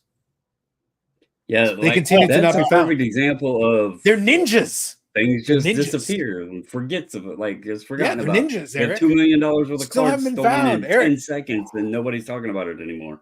Still can't find them, Eric. Ooh, there are a bunch of John Cena's there with "You Can't See Me." Hey, I warned you. I warned you all. So I don't want to jump in on this topic. If you had another route that you wanted to take this, but what I had discussed a little bit before we got on here on my little take of it, and I know a lot of people are opposed to it. And did you have anything further you wanted to round into it? I think for the main stuff, I think we've got it covered. One other thing I'll add, like I said, I'm teasing, I'm poking fun at Spitballin. Like I said, I'll take them at face value, but I will say, and this is something that maybe we'll touch on another day. I will say the amount of hand wringing and pearl clutching that, like Brandon saw the video. So part of the reason I was cackling is like, oh my God, if you clutched your pearls any harder, like they would be grinding into dust. I'm sitting there like, this pure theater, my man. Like you're trying a little too, oh my God, the righteousness they all right, calm down. Like I got very cage, because you're poor, but wait a minute. Now my kid doesn't want to open boxes with me because, well, he only cares about them. Like, make up your damn mind. Pick a lane, pick a character. Look, I don't care. Pick one. But don't go back and forth, between all this. And kind of to Brandon's point, you were complaining about Panini during that, but you have to lay back of the Fanatics Overlords because, well, the Fanatics Overlords really like Cards HQ. So hold on, I need to back off. Don't say anything. Who, by the way, were guilty of having breakers open packs that had like red stars or something on them. I mean, do we forget about that? I mean, and Eric, to be fair,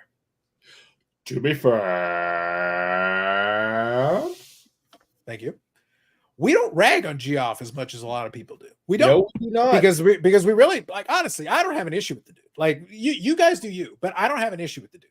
However, he is the epicenter of a lot of silliness when it comes to the hobby, and he does a lot of it to himself in terms of the way who he surrounds himself with and how he makes do in terms of the way he's presented himself over time. He does that to himself. The problem is you, Teapot in this case, from Spitballin Cards, are so deeply associated with him. So the problem is you kind of have to play both sides. And he's always been very clear that he works for market movers and Geoff and everything. But then you kind of have to then play both sides. Like now, Cards HQ is a box breaker. They have a box breaking segment of the business. So they are very invested in the box side of things. So yes, so I can agree with the idea that that they're very passionate about it because it matters a lot, because that hurts the integrity of it. If it hurts the integrity of boxes, the whole box breaking side of the business takes a big hit. That's massive for them. That's one of the pillars they really want to build on, in addition to the other stuff. For singles, it's not really going to impact anything one way or the other, because as long as the singles are there and they're priced at a price that people will buy, that's fine. But people want to come in and buy boxes, and they want to be able to participate in the breaks for it, whatever. And we'll make reference to everybody's favorite e-pack, because we can talk about that as something that may become a consequence or a possible solution to part of this, not all of it, but it could be something that could play into it. And Brandon and myself and Eric were talking about it before we hit live. But my bottom line is I enjoyed the theater of it, but I do enjoy that sometimes it does feel like theater. Sometimes it feels like, all right, hold on, let me warm up here. I need my righteous indignation. Hold on. I'm going to shake my fist. It was very entertaining for that. Just for me. Yeah, I got to warm up. I can't just go right ahead and shake the fist. I got to do some, windmill circles and stuff. I got to warm that up. I can't just go right into shaking the fist. I'll hurt myself. Eric's not a young man anymore. He has to do an hour of hot yoga before, he even starts shaking his fist at the sky. A lot. Every morning, got to start off, got to loosen things up. You can't just go right outside and start screaming. That's right. But yes, so I think for that, I'm good for now. Like I said, I enjoyed it for what it was. Links are in the description for those if you want to check it out for yourself.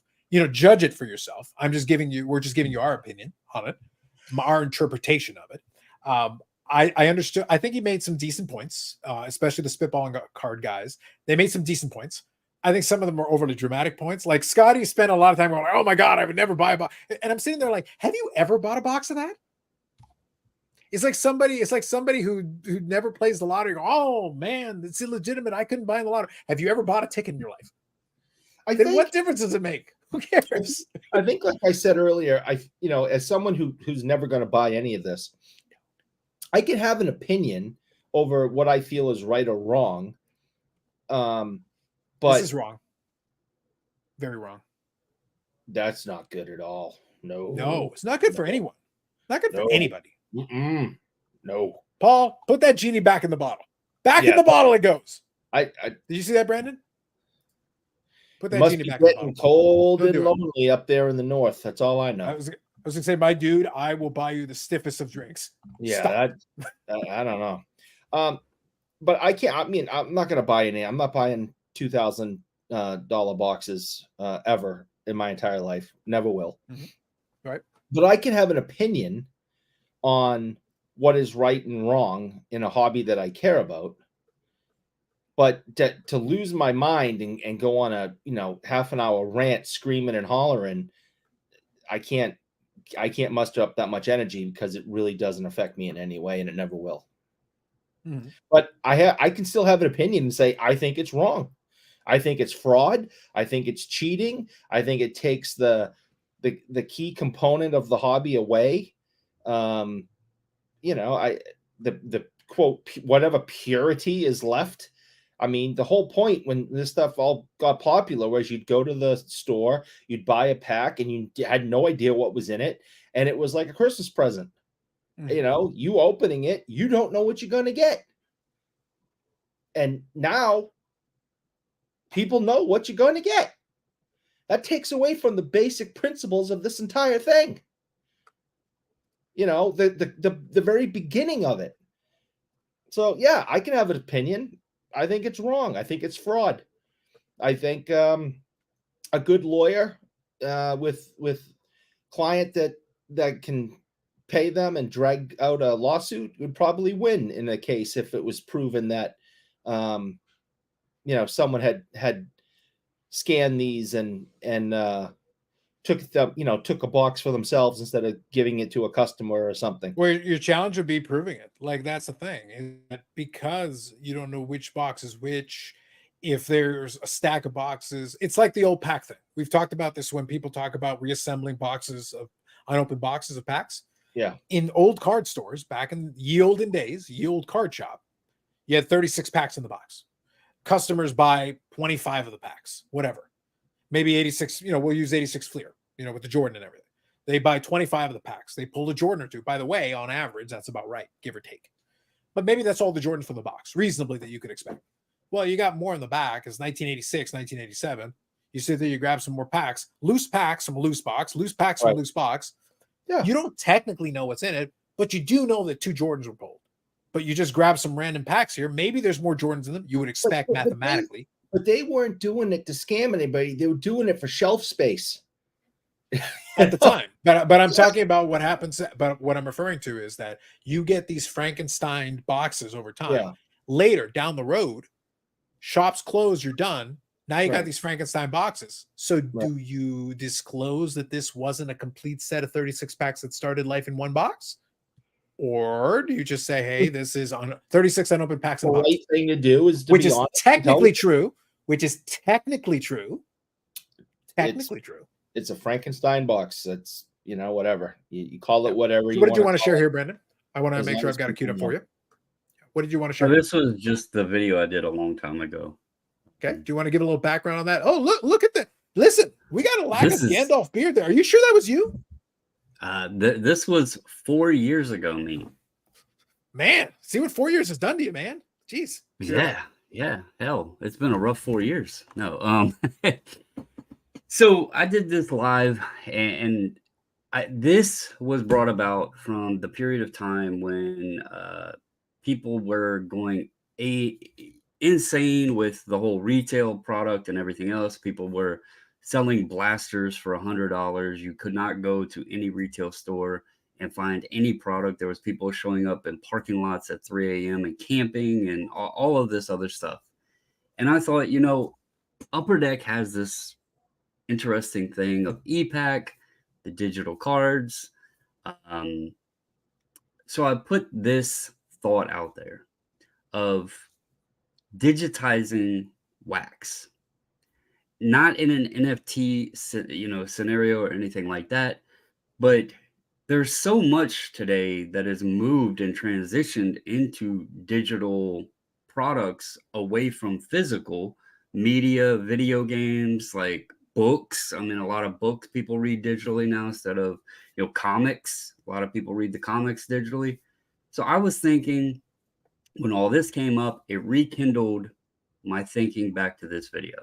Because if we're going to continue to just, somebody said earlier about if this has been happening and it's just not coming out, what are we going to find out later? And I mentioned it earlier. It just, one thing after another, we're continuously seeing things that people are not happy about happening. Why don't we ever take and try to create a solution to this stuff instead of just saying, well, it doesn't affect me. And that isn't a knock to you, Eric, but you hear it often, right? A lot of people will say that it doesn't affect me. People will forget about it, whatever, right? Why don't we ever try to resolve any of this? And I was thinking, this wouldn't 100% like, you're never going to cut everything out. But what if we went digital? Like, what if it went to an e-Pack style scenario where you want a box of Topps 5-star or whatever, you go on Fanatics website, you purchase it. You want a case, you go on and purchase it. You want a few packs, you go on and purchase it. And they open up digitally, just the same way as the RNG things, the little boxes or whatever on Call of Duty or Fortnite or any of that other stuff, or Upper Deck e-Pack. You see your cards. Now, everybody's like, well, I don't want digital cards. Well, that's kind of interesting because so many people enjoy the vault and everything else today. People upload a ton of cards to ComC. People have images of their cards on their phones. It's not like they're locked into a digital image, and that's the only way you could ever have them. Look at e-Pack. You can get the Young Guns. You can get the hits. You can, whatever. You can get those physically. You can also, I mentioned this in Scott's live. I was in the chat, and he said, well, I like the base cards. I don't want digital product. Well, in this video, I had made a mention of this could actually draw another element to the collectors. Today, people open up, how many times people open up Bowman and just throw away the paper cards, right? It's just filler fodder. If there was an element to it where people would actually collect the sets and build the base sets, you could create it as a redemption, or maybe there's a stamped what is that, achievement sets or whatever that Upper Deck does, and you could get a parallel type complete set because you took the time to collect all of the base cards and everything. The Upper Deck e-Pack, we hear people talk about the trading. I love the speckles and the foils. I think that's a nice element to the Young Guns. It also is a more limited version of the base card. You're eliminating some of the population of the base. That's another aspect to it. There's a lot of positives that could go into this. And guess what? Nobody's CT scanning a damn digital pack, right? Now, there are cons. You're going to get the people, oh, well, this account was given the better odds, or preferential treatment, or well, this account is loaded, or you're going to get those things. You're going to have breakers. Maybe they can't break product, right? Or maybe Fanatics could set a way up where certain breakers could do digitized breaks. So I know you mentioned that. I think realistically, if we went that route, it would be direct to consumer. I think at that point, Fanatics would be like, "Sorry, dudes, like, Yeah, but it's a possibility still. Sure, but I was a supporter in our conversation about card shops. And this would impact card shops. I understand that fully. But it would solve some of the problems.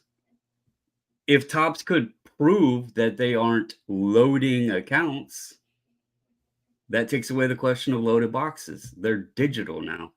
Every individual for themselves. Now, some people will say, well, I can't afford the full box, or I can't afford a case, so that's why I do breaks. Well, that would be a con to it as well.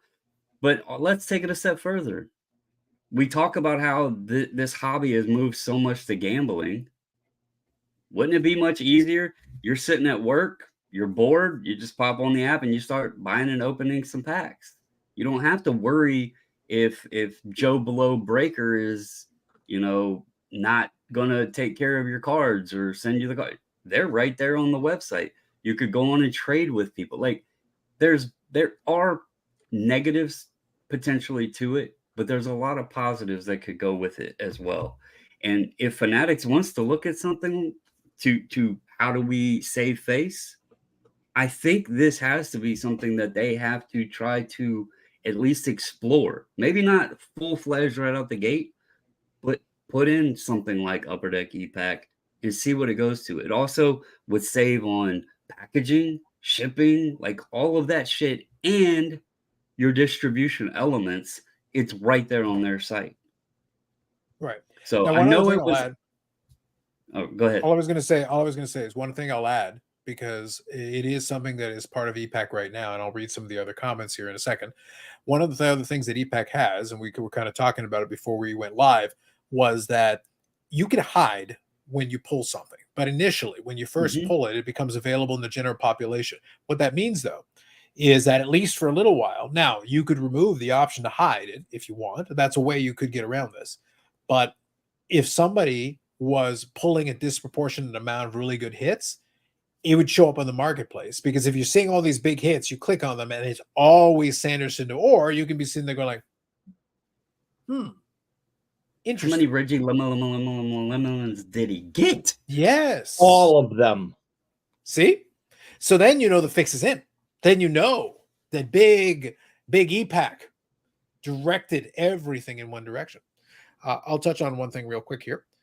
So, as Rob was saying, they do have a physical element to it. So if we're using like an e-Pack example, there is physical cards in it. In fact, there are quite a number of physical cards in it. So just bear that in mind. CC was actually asking a question here. Bobbles, are those figures in the screenshot from the National Baseball game giveaways? If yes, the Nationals have some awesome giveaway items. The Game of Thrones one, I have the full set. Those were done by Forever Collectibles. The Ryan Zimmerman, that was a stadium giveaway. They did him as Captain America, and they did Sean Doolittle as Obi-Wan. They had called him like Obi-Sean or something like that. But they have like superhero giveaway nights sometimes. But yeah, the Zimmerman was a giveaway. Perfect. Ham here. Good evening, Ham. Open all the products, then we fix this. I've been saying this opens up the door to digital, e-Packs, and NFTs, but digital can be a loaded box even easier. Wait, Eric. So Ham is saying, if I understand this correctly, let me make sure. You are the ham whisperer. You do know a little bit about the hams. You are a little bit of the hams. Is Ham suggesting that an automated format could potentially make it easier for someone to commit acts of shadiness? Coaster Maker! So the point is, as soon as you started, I knew that was the direction. I am just asking because that sounds an awful lot like what Ham is saying. That's what I'm hearing. Moving on. Okay. Zach says being able to digitally trade cards and Fanatics between collectors once the box is open would be really cool. So I think that is something they're working into the Collect product, to being able to do a little bit of trading. With the e-Pack, you can trade. So there is that aspect of it. So look, I joked about Eric and his shadiness and getting all the sand and getting all the lemon evidence, which by the way would be true. That's exactly what would happen. But in the e-Pack format, so say for example, let me explain to you guys, because not everybody understands what e-Pack is. They hear e-Pack, but they don't understand what it actually means. What it really means is this: you've got these digital boxes and digital packs. However, basically what happens for most products, the base is digital only. However, you can pull enough base to combine it and make a kind of an exclusive digital card. But all the inserts and parallels and basically everything that is not a base card, in most cases, all of them have a physical counterpart.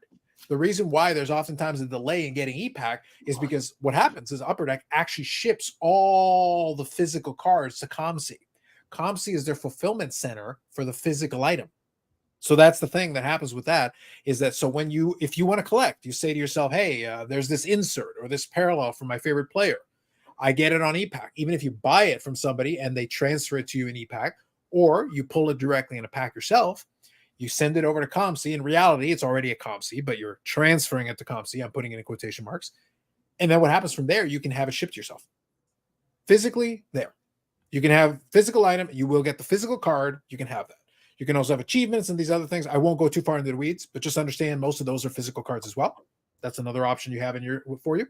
And you can trade the cards.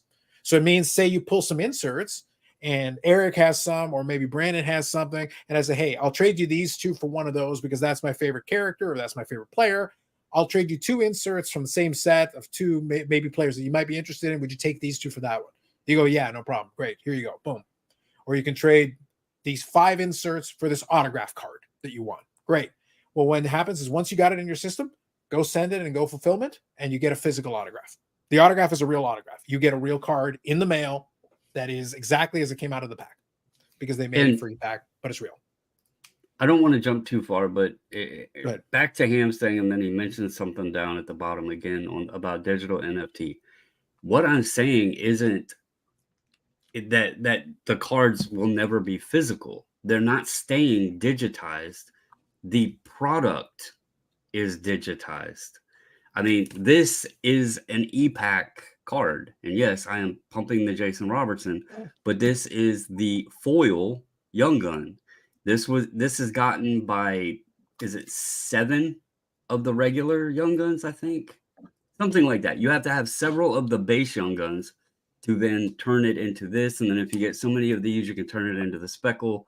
It's actually a really cool feature, but it is physical. It is in my hand. Take it a step further, and you mentioned the Burbank thing earlier. What if that is a plan? What if Fanatics Overlords said, hey, Burbank's got a pretty big ass setup on eBay. In comparison with COMC, they kind of know how to handle millions and millions of cards. Maybe we get them to move over here and we turn them into a COMC type format for a digital platform.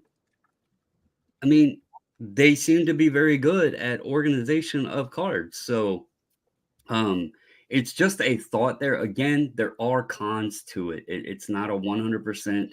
This saves the hobby. Go my idea. That's not what I'm saying. But I think there is times when we need to look at things that could be improvements that could actually help combat some of the shit that goes on out there. So that's all I was saying. Right. I think coming up with new ways to do things is, and try to prevent fraud is always encouraging. But I don't know enough, and Carlos did a good job explaining it, but I don't know enough about e-pack or electronic, cards and boxes.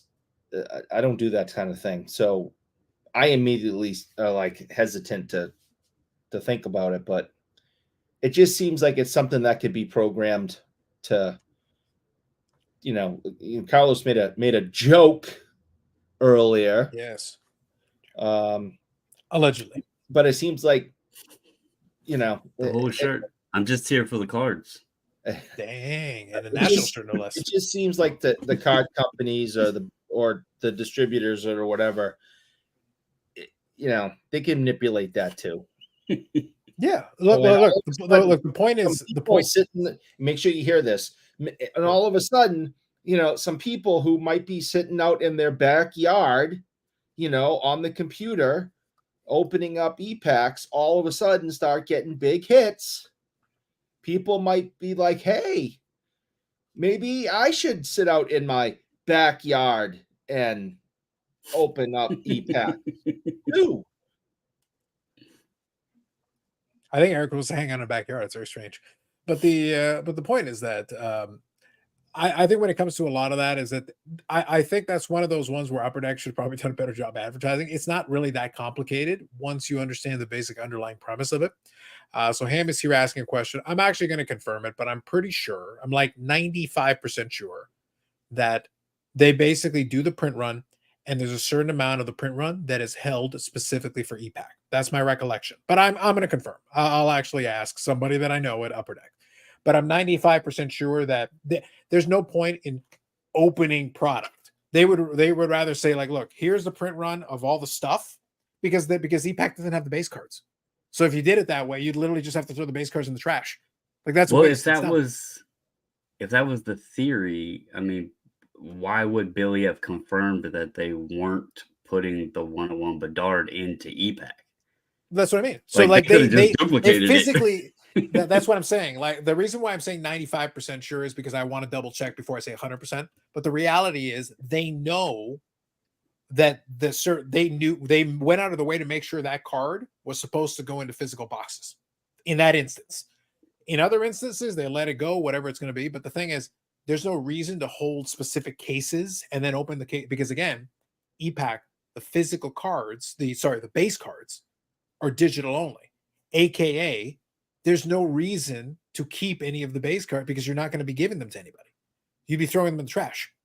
So that's the problem. You'd literally be wasting. Like you printed it just to throw it in the garbage. That'd be dumb. So here, hold on. I'm actually getting the answer here.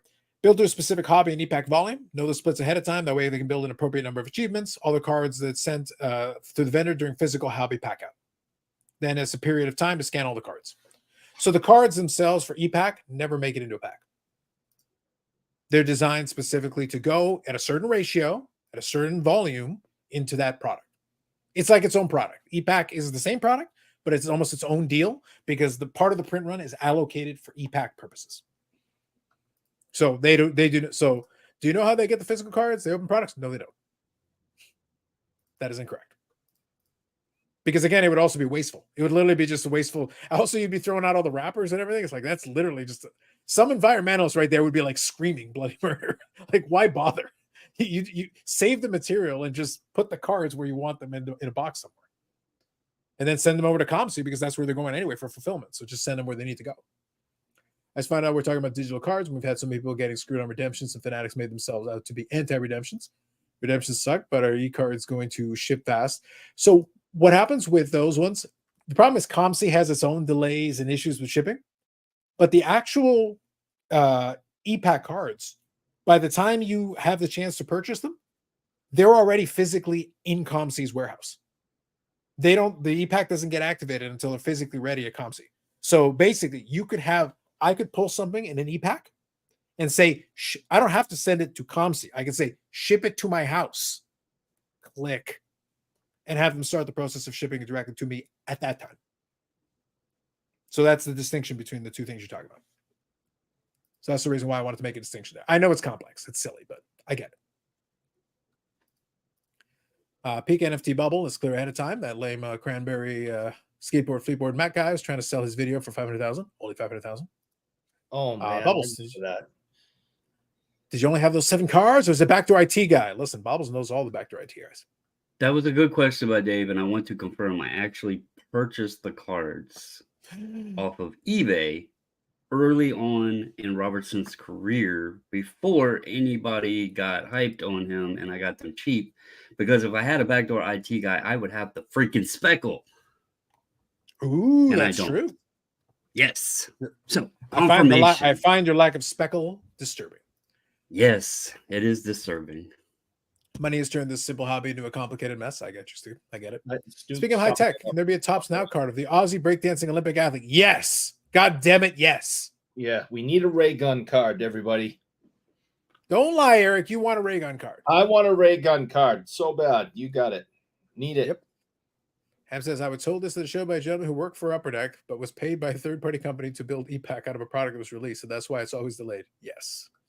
Ham was told by a guy who worked for Upper Deck, but was paid by a third-party company.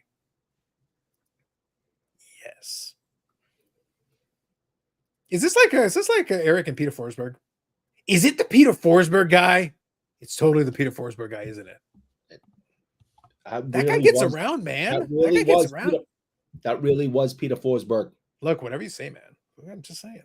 And just another thing, and I know we're 5% more mature, but my wife's leaving for Naples at 6 a.m. tomorrow. Mm-hmm. And Ham, I mean it. You stay away from her. That's what he claims now. That's what he's saying. All right, I get it. Thank you, Amanda. So why does EPAC take so long to launch? Sir, and may I remind you, Upper Deck. My response to you is Upper Deck. I mean, I think part of it is because they have the physical aspect, and this here goes with part of like why I think it would be interesting to see what the reflection was. I mean, if you had the digitized product versus the physical product releasing at the same time, okay, and let's remove breakers from it because breakers are opening a lot of the product, especially in this year. But how many people say they don't have a card shop in their area, or maybe don't want to wait for the delivery man, or don't trust the delivery man, and they could sit there on their phone or on their computer and open up a bunch of packs on release day? There would be an imbalance, and I don't think Upper Deck would, like, they probably would be making a hell of a lot less physical product, because if people could get it instantly on release day, why not just open it at your damn computer? Yep. It would make more sense. Yep. So kind of to Ham's the same thing. Look, other than my cackling at the Upper Deck and speed. Yeah. Look, the reason I'm laughing is twofold. Number one, Upper Deck and speed. That's the first reason I'm laughing. So by the way, kind of unrelated, but semi-related to that specific point. Eric, I just saw the sell sheet for 2022-23 the Cup. I just saw the sell sheet today. But for 22-23 the Cup. 22-23 the Cup. But that's Beniers, isn't it? No, the last one was 21-22. And yeah, but Beniers is 22, isn't he? I think 22-3 was Cole Caulfield, I think. But I think 22-3 is Cole Caulfield. But we're closer to 2025 than we are to 2023. I am aware of this. So, but that kind of plays into the reason I'm making this point. So two things. Okay, so two things. Add Upper Deck and speed, and combine that.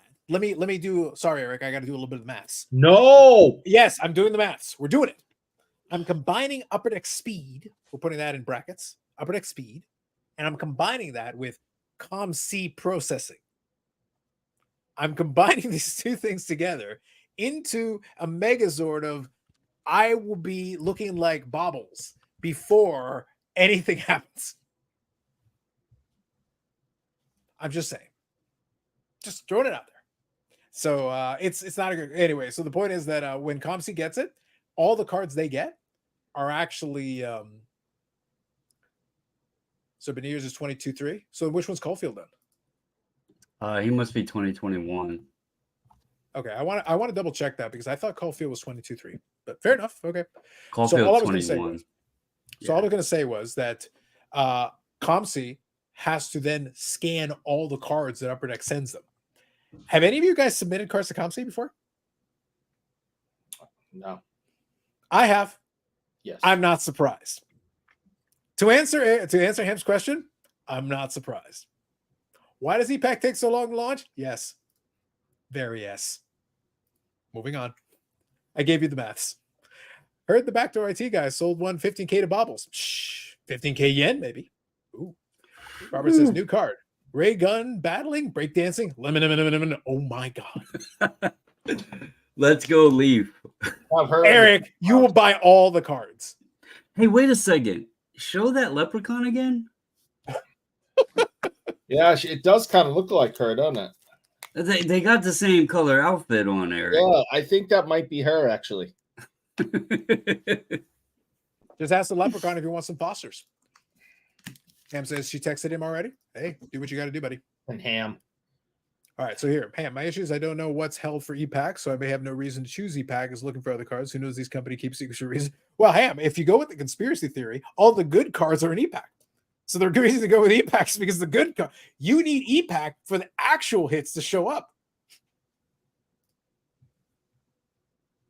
Because they opened them and put them in EPAC. Because exactly. Look, all I'm saying, and again, this is a small look. I am leading with this is a small sample size, but I need you to understand this. When it comes to the AEWs, I am the opener of the AEWs, the wrestling. Okay. I opened 10 hobby boxes of metal. 10 hobby boxes of it. I pulled 2 regular red PMGs. In other words, I got shit. I got a whole lot of nothing. I got like Eric and Boston Bruin playoff victories outside of the last couple of years. I got nothing. Nada. Okay. I opened 5 packs of EPAC metal AEW, same product, same year, same thing. I got to go PMG within 5 packs. That's all I'm saying. It was rigged. Yep. Hashtag rigged. Zach says, for the record, Eric brought up the math. Damn right. I did not bring up the maths. I would never do such a thing. Zach speaks the truth. No, I shall not be accused of such things. Paul says Caulfield probably came out in 23. That's why I thought he was 22-3. Like 23-4 is Bedard. So 23-4 is Bedard, and I was pretty sure Caulfield was the year before Bedard. Like I could be mistaken, but Caulfield otherwise you'd be saying 22, Beniers is 22-23. Yeah, so I don't know about that. I like I said, look, guys, I don't keep track of those years anymore. I don't even pretend. I just catch them. I have them in the moment, and then immediately leaves my mind. So you guys can correct me on that. CC says the Bedard 1-of-1 gold Young Guns checklist was pulled from me back. That's right. For the Young Guns checklist, yes, and I think that was an extended. I could be mistaken, but I believe the gold Young Guns checklist was an extended, which is fine. The rumor, strongly worded rumor, was that the 1-of-1 though, the one for the bounty, the one specific one for the bounty is in physical boxes. So that is the key differentiator. But like I said, at the end of the day, it is what it is. It is an option. I don't know if it'll, obviously, we just talked about it. It's not going to solve all the problems. It's not. Honestly, nothing we can come up with is going to solve all the problems, because every time we come up with a potential solution, there's a problem. I guarantee you there's a loophole, there's a problem, there's a workaround, something that you can do that would mess it up. Totally. Maybe the best way to put this, and Dave was talking about it earlier tonight, and we've kind of alluded to it earlier tonight. The industrious people that want to figure out ways to work around this are, I think it was Dave who was saying it. The scammers and the shady people, they're working full time, 24/7. They never take a break. They're constantly working another angle and another twist. So you come up with something, and they'll come up with another way around it, and they'll come up with something else, and they'll come up with another way around it. So they're constantly doing it. Unless you want to spend the rest of your life trying to come up with every countermeasure, they're always going to potentially be a step ahead of you. I just had another thought, and I know we're getting deep in it, and it's almost 10:30. Since so many people seem to not like the idea of digital, there is another option, and I think people would really, really be on board for this one. And I think rigging all the 1-of-1s towards me. Vintage. No. Vintage. Nope. No. Yeah. Works. We just go back to HSN. Ooh. Just go straight HSN. Yeah, but it's not the same without Don West. Yeah, it's not the same without. It wouldn't be, but we could adjust a little bit, and we could have homage to him. But I think that would Ooh, Brandon. AI hologram Don West. Oh, I mean, get with the future, right? Yeah, see? Yep. I mean, I'm just saying it's an option, guys. I'm trying to think here of better ways to help out, and if the digitized thing isn't going, if people don't like that, HSN was popular. We can't go wrong there, right? If we had a concert with Tupac all these years after he died, can AI hologram Don West be far behind? I'm just saying. It took me an hour and 55 minutes into this to come up with the idea. Hopefully, folks that are watching the replay catch this, because I think it's groundbreaking. In Don, we trust. In Don, we trust. So we know that there won't be any shenanigans or shadiness if he comes back and takes care of business. We know that. Yep. See? And the best Somewhere deals out on there. the house, too. I mean, you could not beat those deals. Amazing. Sensational. Listen, somebody go out there and you tell Teapot, we fix this shit. He doesn't have to keep grinding and clutching his pearls any harder. He can put them down. Put down the pearls, Teapot. Put them down. It's okay. We fixed it. We fixed everything. Think about how many people bought all that classic product because Don West was telling them this is the greatest deal. These were rookie cards, and these are the greatest deals ever. And it's only $20 a box. This is the greatest deal in history. This is the deal of the night. Could we have Kenny interact? Could we have Kenny interact with AI holographic Don West? My God. People like, all right, I'll buy cases of this stuff. Cases. Oh my God. Classic. Oh my God. Amazing. All right. Let's do one more thing then before we call it a night. We'll move on here. There you go. Yeah, T-Bot is too busy making his 10th move in 4 years to fret anymore over this. Listen, man is clutching some serious pearls, Will. Do not question his clutching of pearls. He was clutching for the entirety of the show. It was crazy. I was surprised he didn't pass out. He was pumped. He was in it, man. Brandon, am I lying here? Like, the man was in it. Like, he was engaged. He was locked and loaded the whole show. He was very emotionally involved. Listen, Brandon, all I'm saying, you got to understand, guys, if you have not watched Spitballin Cards before, these guys are not like the Friday live stream where I'm in it for the marathon long haul. These guys are like, guys, we're getting up to this long show, and it's like 30 minutes. I was like, that's a warm-up. That's like a preamble. What are you even talking about? Good Lord. It takes us 30 minutes to get past Eric's chocolate stick references.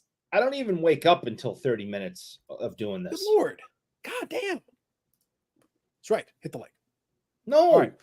Let's touch on one more thing before we call it for an episode. By the way, thank you everybody in the chat. Appreciate you. We wanted to kind of talk through it, and also it saves me editing.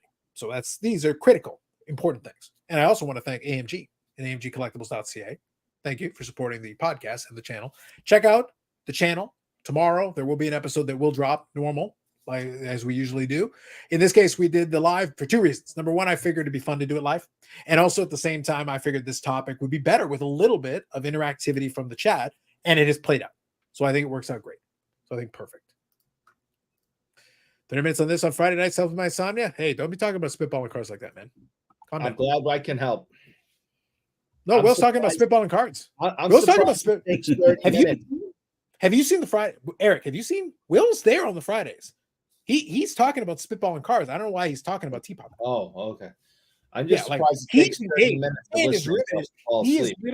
He is literally injecting adrenaline into his soul on Friday. Adrenaline. Can't even hold himself back. It's ridiculous. No. Will needs to calm down. Will needs to calm down.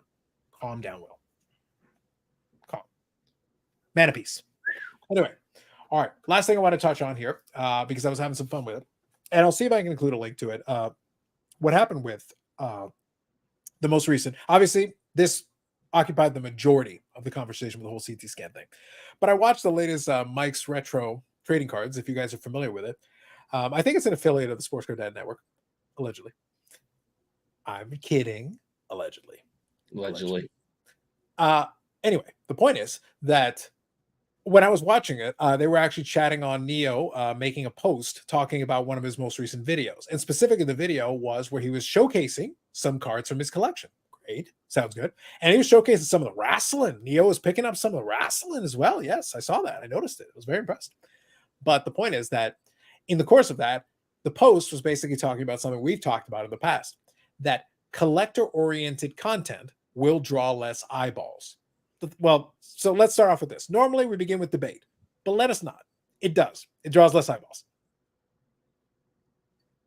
There's no debate on that. Like, now, the conversation that I want to have is beyond that. So that part, we're pretty comfortable with that. The facts bear out. And what he showcased was from the YouTube analytics, he showed that video was 10 of 10. It was at the bottom of the last 10 videos in terms of views for the first several hours that was on there.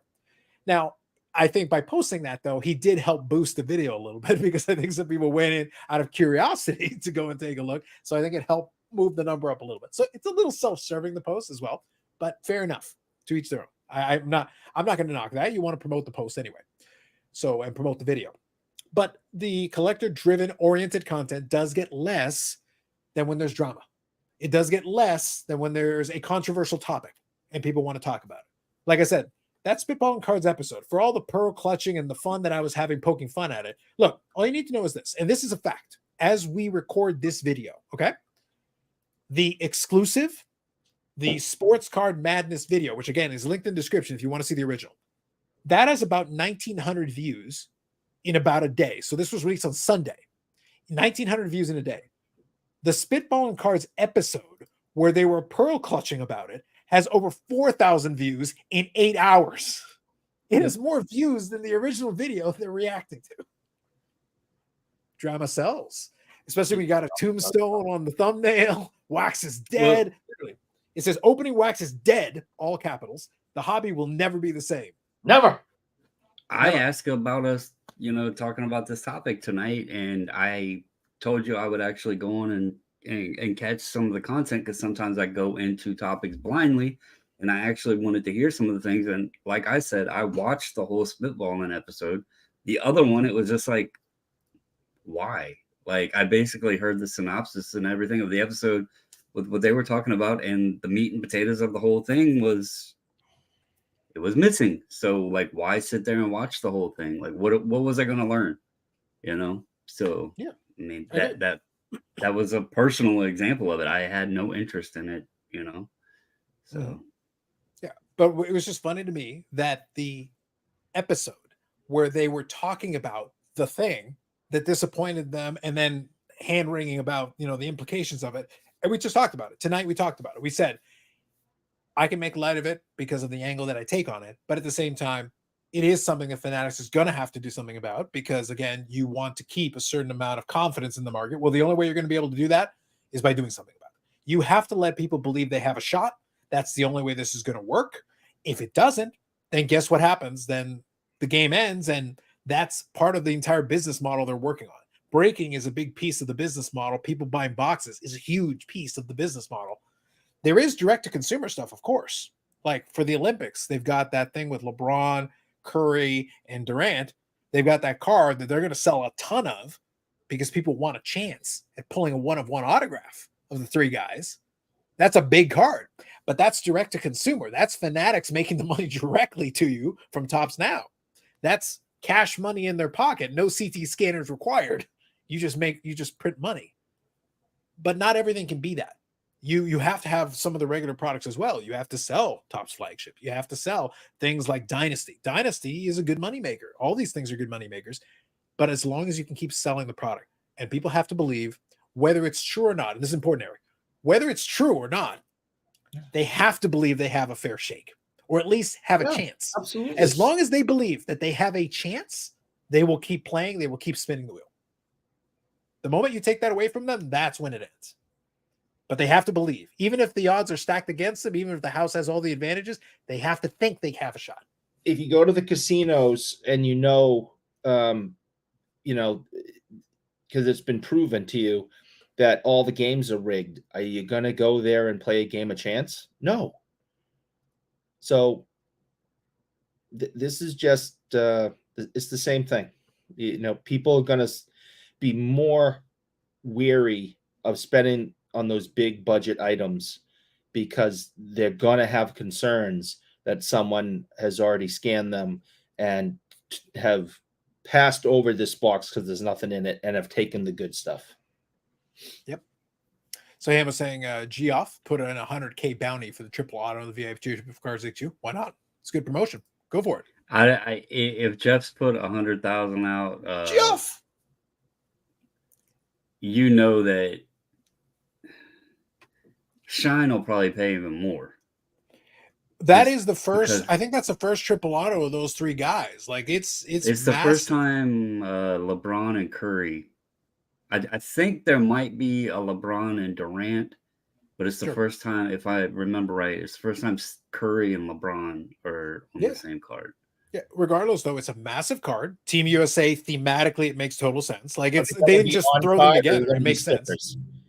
Is it going to be on that card? Would be on card. It's on card. Yeah, it's on card. It's a one of one. I don't. It's a one because it's a one of one for them. For them, the money, like it's free money for them. Because again, they're just offering by buying into the Topps Now, they're offering you a chance at the golden ticket. because they will put one of those cards in there, but they'll also have some parallels and stuff like that. But the majority of them are going to be base cards. The majority of people are going to be paying $12 for a base card. You know the interesting part of that, though?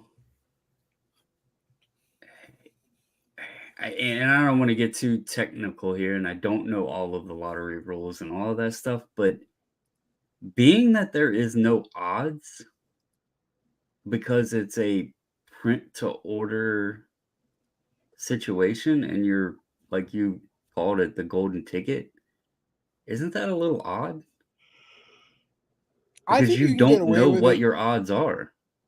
Well, that's the thing, though. You don't know what your odds are because it's not in their control. Like, I get what you're saying, but it's like the odds are depending on how many people buy in. The more people, you technically don't know what the odds are in a normal lottery. If everybody and their brother buys a ticket, the odds are worse than if 5 people buy a ticket. You don't know what your odds are. But there's more to win on them. I don't know what else. I guess being that it's a 101, because like when you buy into Powerball, there's other prize things that you can earn and win. Well, in this case, you've got parallels and other things that you can pull. Different number. It's just an interesting scenario with a 101, and you have no clue what it's 1 in question mark chance. Odds, yeah. No, I get what you're saying, but yeah, it depends on how many people decide to play and how many people decide to buy. Because I'll be honest, and by the way, as we're talking, there's still about a day left. And look, here's the thing: I bought Topps Now stuff. I don't even like basketball. I'd buy a card or two just for the hell of it, because you never know. It's one of those things where if you run a random number generator, you never know. Of course, my good friends, the Fanatics Overlords, Michael Rubin, listen, you know, it'd be great if I buy like 2 and then I get the 1 of 1. That'd be like awesome. And then I could pit Shine and Geoff against each other in a bidding war. That'd be awesome. Don't forget Dave and Adams too, because they like. Man! Yeah. I think it's be a 3-way. Yeah. Reddit, I'm getting excited. Just thinking about it, I'm getting excited. This is sounding like a really good idea. Yeah, I don't think 100K is near the number. No, listen, 100K is so that I pick up the phone and reject you. 100K will get me enough for me to reject you on the phone. It's like 99K. I give you an automated message. 100K is just so I will reject you directly and formally. Yes. No, click.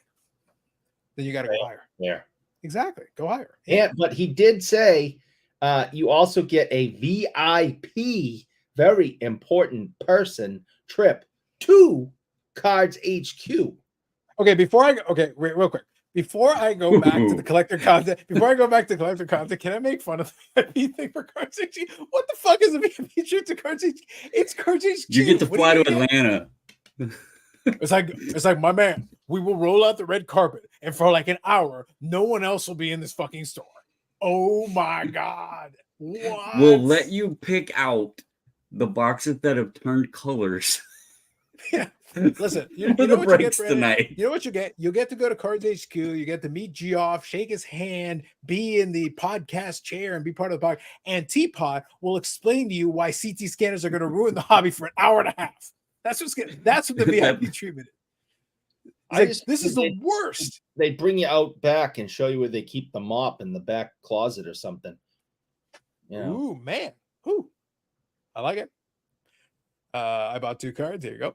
Has anyone ever jumped somebody else's bounty with a bigger bounty? I think I've seen that, actually. Yeah. I think I've seen multiple bounties for the same bounty. Yeah, totally. Sure. That's happened. I think that happened for the Magic's 1 ring card. I think there were multiple bounties out there for that. And then they ended up. I think there's been a few. Yeah. Well, but I remember that one specifically because Post Malone obviously offered way more than what was being offered there. I think he ended up paying like $2 million for the 1 ring card. So obviously that was, the high bidder, but the other offer was pretty good too. Like there was a pretty good offer on the table for that as well for some other folks. So I think there's been multiple ones with many bounties. And in that case, different people jumped each other. So I think that's a big thing. All right. So let's finish off on that kind of thing that I was talking about. We know the collector content gets less attention. That's fine because drama and all that other stuff sells more. We know that. But I think the point that the retro guys were talking about, like I'm poking fun at it, but at the same time, I get their point. But they were like taking this, it's almost like collect what you like. It's something that people say, but it's almost lost its meaning. Like it doesn't mean anything anymore. Like it's not even, it's barely qualifies as a saying anymore. They're saying like, well, you shouldn't worry about the views. And it's like, look, here's the thing. I agree with you. I agree 100%. Because there are a lot of us who will make these videos or live streams or whatever, and you'll get X amount of views, and that's great. And other people will get more views or less views or whatever the case may be. Most of us are not making a living from this. So if you're not making a living from it, the amount of views really doesn't matter in the grand scheme of things. So that part I agree. I agree on this point. But at the same time, I will say one thing that, again, should be obvious, but I'm going to say it out loud anyway. We can't sit here and pretend that we don't want anyone to see it. Oh, but I make these, but it'll get less views and whatever, and I don't mind that. For the most part, that's okay. You still would like some people to see it. Because if you didn't want people to see it, then you could record it and just delete it after, and no one ever has to see it. You are posting it because, in theory, you would like someone to see it. I actively ask people to stop watching. And they ignore you, which I think makes the point. They hear your words and they see what you're saying, but with your eyes, you're saying, please, give me attention. I need this. No. My lemons are not talking back to me. The funny thing with this is only one funny thing? I got many funny things. There's a couple. This isn't specific to sports card content. The niche. It's not. There's many genres of YouTube where you will hear people say, I enjoy this kind of content more, or I want to see this kind of content more, and yada yada. Sure. But then you can produce that content. You can even produce it on a very high level, and it just does not react. Now, is that the people? Is it YouTube, the algorithm? I can't speak to that. I would probably say, because there's literally channels out there that just, and this isn't like card related or anything, it's just generalized, like the Mr. Beast comment that I brought up earlier. There's channels out there. Now, obviously, he is the biggest YouTuber, but you can go on other levels down, and there's channels that just take random popular people or whatever and dramatize and break down and react, and like those channels get a ton of views. They have a massive following. Why? Well, why does the 5 o'clock news show normally bad shit instead of all the good stuff? Because people will watch it. Well, look, so I want to make sure, so I want to quote some hashtag scholarship. Let's speak scholarship for a moment, if we will. I think this is the appropriate thing to do. Okay, so just looking at the channel right now. So I've got my YouTube analytics here, just so I'm looking at it. The most viewed video, I'm not talking about lives, because there have been some lives that have done really well. And I've always joked about the old Blu-ray videos. I'm not counting that. I'm talking strictly sports cards. That's all I'm focusing on right now. The most viewed single thing we've ever done, well, I should say that I've ever done on this channel, was the video that I did responding to the Rock Auto controversy with Chasing Cardboard. That was the number one. Thousands of views for that. Again, my channel's not the biggest, so I understand, but it's still pretty good. And next highest, close to that, very close, almost thousands of views, was the Behind the Card documentary, the movie review that I did, where Air Director decided he had concerns and went back and forth with me and were bugging me about that industry fluff piece they did. But right after that, immediately after that, again, very close. And this one, we were all involved in. It was an episode. It was episode 48 of the BIC podcast, which was called The Last Sports Card Therapy Session for Now, which, foreshadowing, I'm watching and monitoring something. This may become relevant again. I'm not saying anything right now because at the moment, I am not reporting anything because I'm monitoring something right now. But that was the single biggest BIC episode of all. And it was about the sports card therapist. Well, Eric, why do you think that would be? Why would that be the episode that would resonate and get most people to react? I wonder. If I remember, our timing was really good. It kicked off. Everything started to come about. and we were, just by luck of the timing, were one of the first ones to respond to it. It was. So people were looking for info, and they landed here. Is that collector content, really? No, it's commenting on what's going on in the space and something that people were keen in and interested in at that moment. Again, it's all timing, right? It's all timing. It goes back to the Neo thing. Well, like, I understood what the micro retro guys were trying to get at. They're saying that collector content may get less views, but it's a good way of getting to know the creator, so to speak, learning more about them, and maybe considering them more like a person and understanding a little bit more about what makes them tick. And maybe that draws you in, and maybe you enjoy them as a personality, and maybe what they're collecting thing maybe resonates with you. And I agree with all those things, but it'll still get less views. Not a little bit less views, generally a lot less. People like the dramas. They do. And so they may still have interest in what you're collecting, but like when I do my videos where I'll do pickups and stuff, I do it for my documentation purposes. In that case, I don't care about the views, because it's so that at the end of the year, I can go back and look through the year in review without having to remember every single thing, because honestly, after a while, I can't remember. I cannot remember it. So I try my best and think about it. And I'm like, was that this year? Was that last December, or was that in January? Well, by having the videos, I have a chronicle of all the stuff that was picked up this year, so that I can go back and double check, and be like, yeah, I picked that up this year. That was a really cool pickup, and that was this year. Okay. That's amongst my favorite pickups. So when I do my year-end review, that was one of my favorite pickups of the year, because it was this year. So it's mostly for me. And if anybody else enjoys it, that's great. But then there's other videos where we'll talk about something pertinent. We're talking about the CT scanner thing because the thing dropped on Sunday. That's why we're talking about it. Otherwise, we wouldn't be talking about it. I just want to make a quick prayer to the content gods that if, and only if, the therapist returns to the hobby, I pray his first return video is done from his car. Ooh. That is all I ask, dear hobby gods, that he makes his return video where he left off, from his car.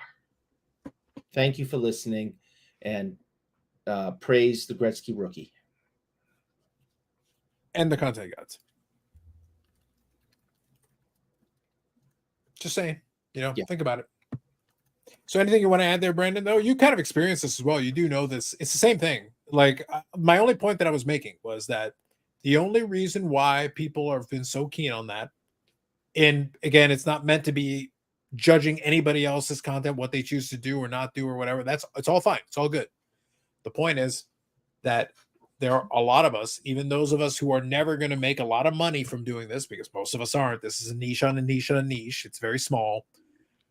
You still want people to pay attention to it, though, to a degree, because you're still like, if it was really to an audience of no one, it's really hard to then come back and make another video. Then what's the point? You're talking to a void of nothing. I understand what your point is, but look at just tonight. Okay.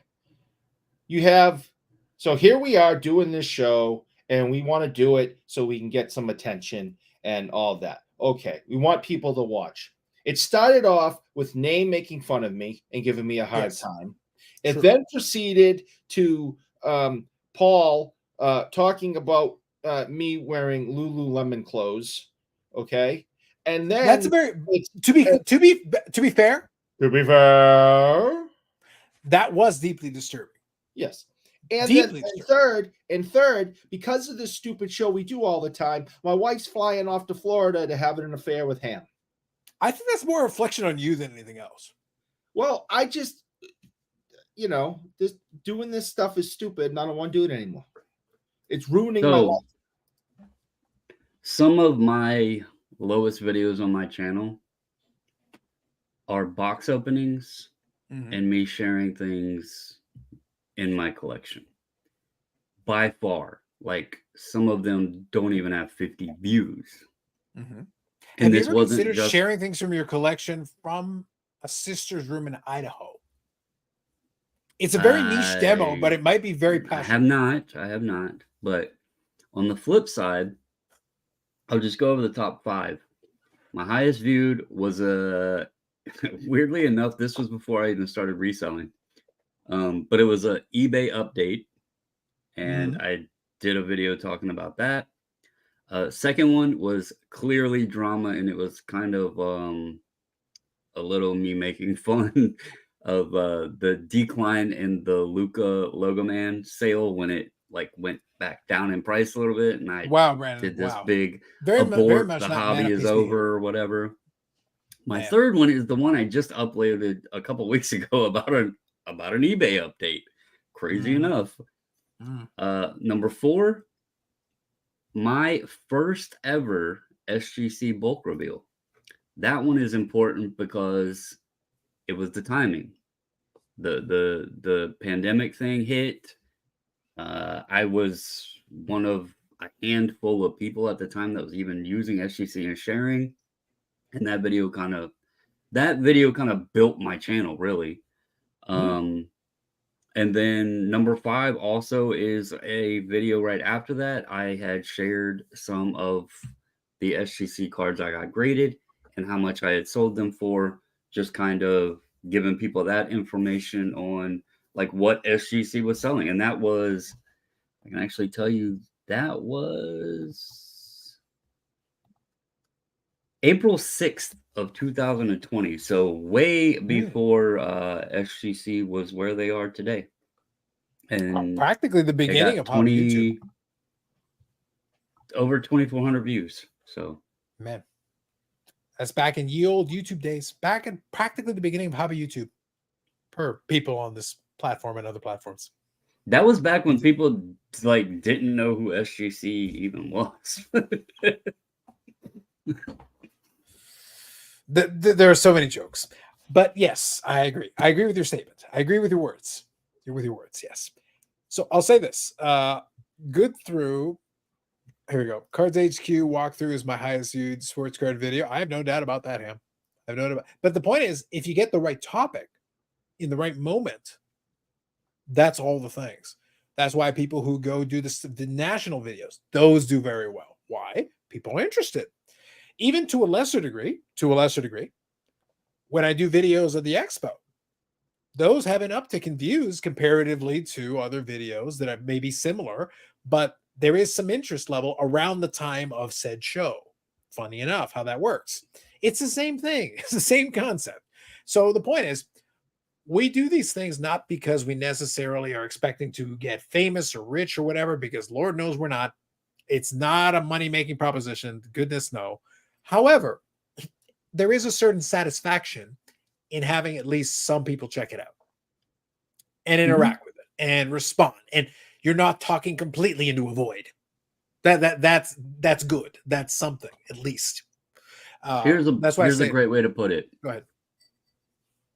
When we do videos and nobody's watching, that is like Eric riding his bicycle and winding up at the hospital. When you do the video, a regular occurrence. Yeah, about to say. So regular standard operating procedure. I just said, like, my collector videos are like they struggle. Ooh. When you do a video and people watch it, it's that feeling Eric gets when he gets on the bicycle and texts everybody that he rode it 20 miles. There you go. Exactly. There's a way to compare it. And even people who won't listen. Fair enough. All right. So it's a good feeling, right, Eric? Not when you make fun of me for it. No. I was saying, like, that's a good comparison. It sucks when you wind up to the hospital. Yeah. It's great when you complete the 20-miler. Yeah, it's just great. I feel great after I do a 20-mile ride. Feel just fantastic. You know, Eric, you could get in a car. It would take like 20 minutes. Like, that's all it would take. Like, honestly, it's not that long. It's just, yeah. Or you can use an e-bike. An e-bike would like zip you around. Like, it's that long. Yeah, just throw it out there. You know, e-pack, e-bike. See, it's all coming together. It's all coming together. All right. So that'll be the end of that. One thing I'll leave you with. So bottom line, I don't disagree with the general thesis. I do think it was taken from an insincere place. Everything else links in the description. You can check it out. Like I said, check out the CD scanner thing if you want. we gave you a little bit of a synopsis, but by all means, don't take our word for it. Go check it out for yourself and get what you can out of it. Go for it. The other one, though, the Spitballin Cards one, though, that was funny. I enjoyed it. Like, I got some legitimate entertainment out of it. It is a different take on it. Check it out, though. I include a link in the description to it as well. Check it out, and you may get something out of it. And I'll leave you with this. I'm going to share it, but we're going to talk about it more later if something comes of it. I alluded to it already. But if something comes of it, we'll talk about it more. If nothing comes of it, we'll just leave it be. But I just want to share it for now as a record of this occurring, because I don't know if anything's going to come of it. I just want to show this on the screen and just say that, to my recollection, this was empty the last time I checked it. This page was empty. I don't know if it means anything or nothing, but for now, this came across my radar when I noticed something, and a little blip, a little disturbance in the force happened. And on my YouTube recommendations, suddenly one of these things appeared from a YouTube channel of ill repute that I've already referenced tonight. And for some bizarre reason, I checked, and what did I see? I saw videos here again that I don't remember seeing previously. Things that make you go, does it mean anything? Does it mean nothing? I don't know. Just interesting. Just something I'll throw out there for the folks watching on YouTube. Folks listening on the audio version, you'll have to take my word for it. It's things that make you go, Again, it could mean something. It could mean nothing. I don't know yet. We will keep an eye on it, and we'll let you know. We'll see. Korean Cardboard, long time no see. Hope you're all well. Hope you are well as well. Thank you. CC, good night. Good night to you. All right, everybody who's been joining on the live chat, you've been awesome. Appreciate you participating. Again, going back to what we just talked about, the participation has been great. I love doing the live episodes here and there because, number one, it saves me editing. Number two, it also does include a little bit of co-op, a little bit of back and forth with the chat. So it's actually a very nice little addition. So I hope you enjoy it. Bonus live stream, BIC episode 89. So next episode will be number 90. I expect it'll be a regular pre-recorded episode, but I thought this would be a good one, especially given the subject matter. I thought this would be a good one. By the way, you can check out the topic title. CT scanners aren't just for Eric anymore. Title of the episode. I have a fleet of them. So I thought that one thing to finish up on. Go ahead. If my understanding is correct, they charge $75 a pack, right? To scan, or I believe that is the current price, yes. Unless you go in volume or something, yeah. Eric, you now have a bargaining chip, bro. Next time, not wishing it, but next time, you need to go get the procedure done. You show them this damn website and be like, y'all are screwing me. Okay? Yeah. You have documentation now of proof of how much it can be done for. That's right. They charge me thousands. And see, and you said it does not affect you.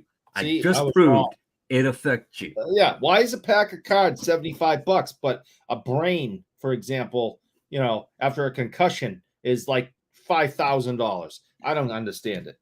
Well, a pack of cards has value. Your brain after a concussion has no value whatsoever. Arguably, it's like the upcharge thing. It's like, trust me, it's priced like that, but in reverse. It's just worthless to charge them a lot. I've had many concussions. See, Brandon, you like that, did you? You like that one. All right, that's it. All right, Eric Sanderson to Orr on Instagram. You can send him all your hate mail. Do that. He needs it for another CT scan. Remember to hit the like button. I charge him for it. Brandon, Bobbles and Ball Cards, known associate at 540 Flips. You can check it out. And if there's some eBay scandalousness, he'll probably report on that and actually get some views. Heaven forbid. Little bit. Links in the description to everything we talked about tonight. Thank you to the chat for participating. Appreciate you. All right. It's Monday night. Have yourselves a good rest of the week. We'll catch you. More videos coming up on the channel. The regular live stream is on Friday at 8 p.m. Eastern Standard Time. I have between now and then to come up with more horrible ways to torture Eric. And for that, hit the like button. We'll catch you in the next one. Take it easy.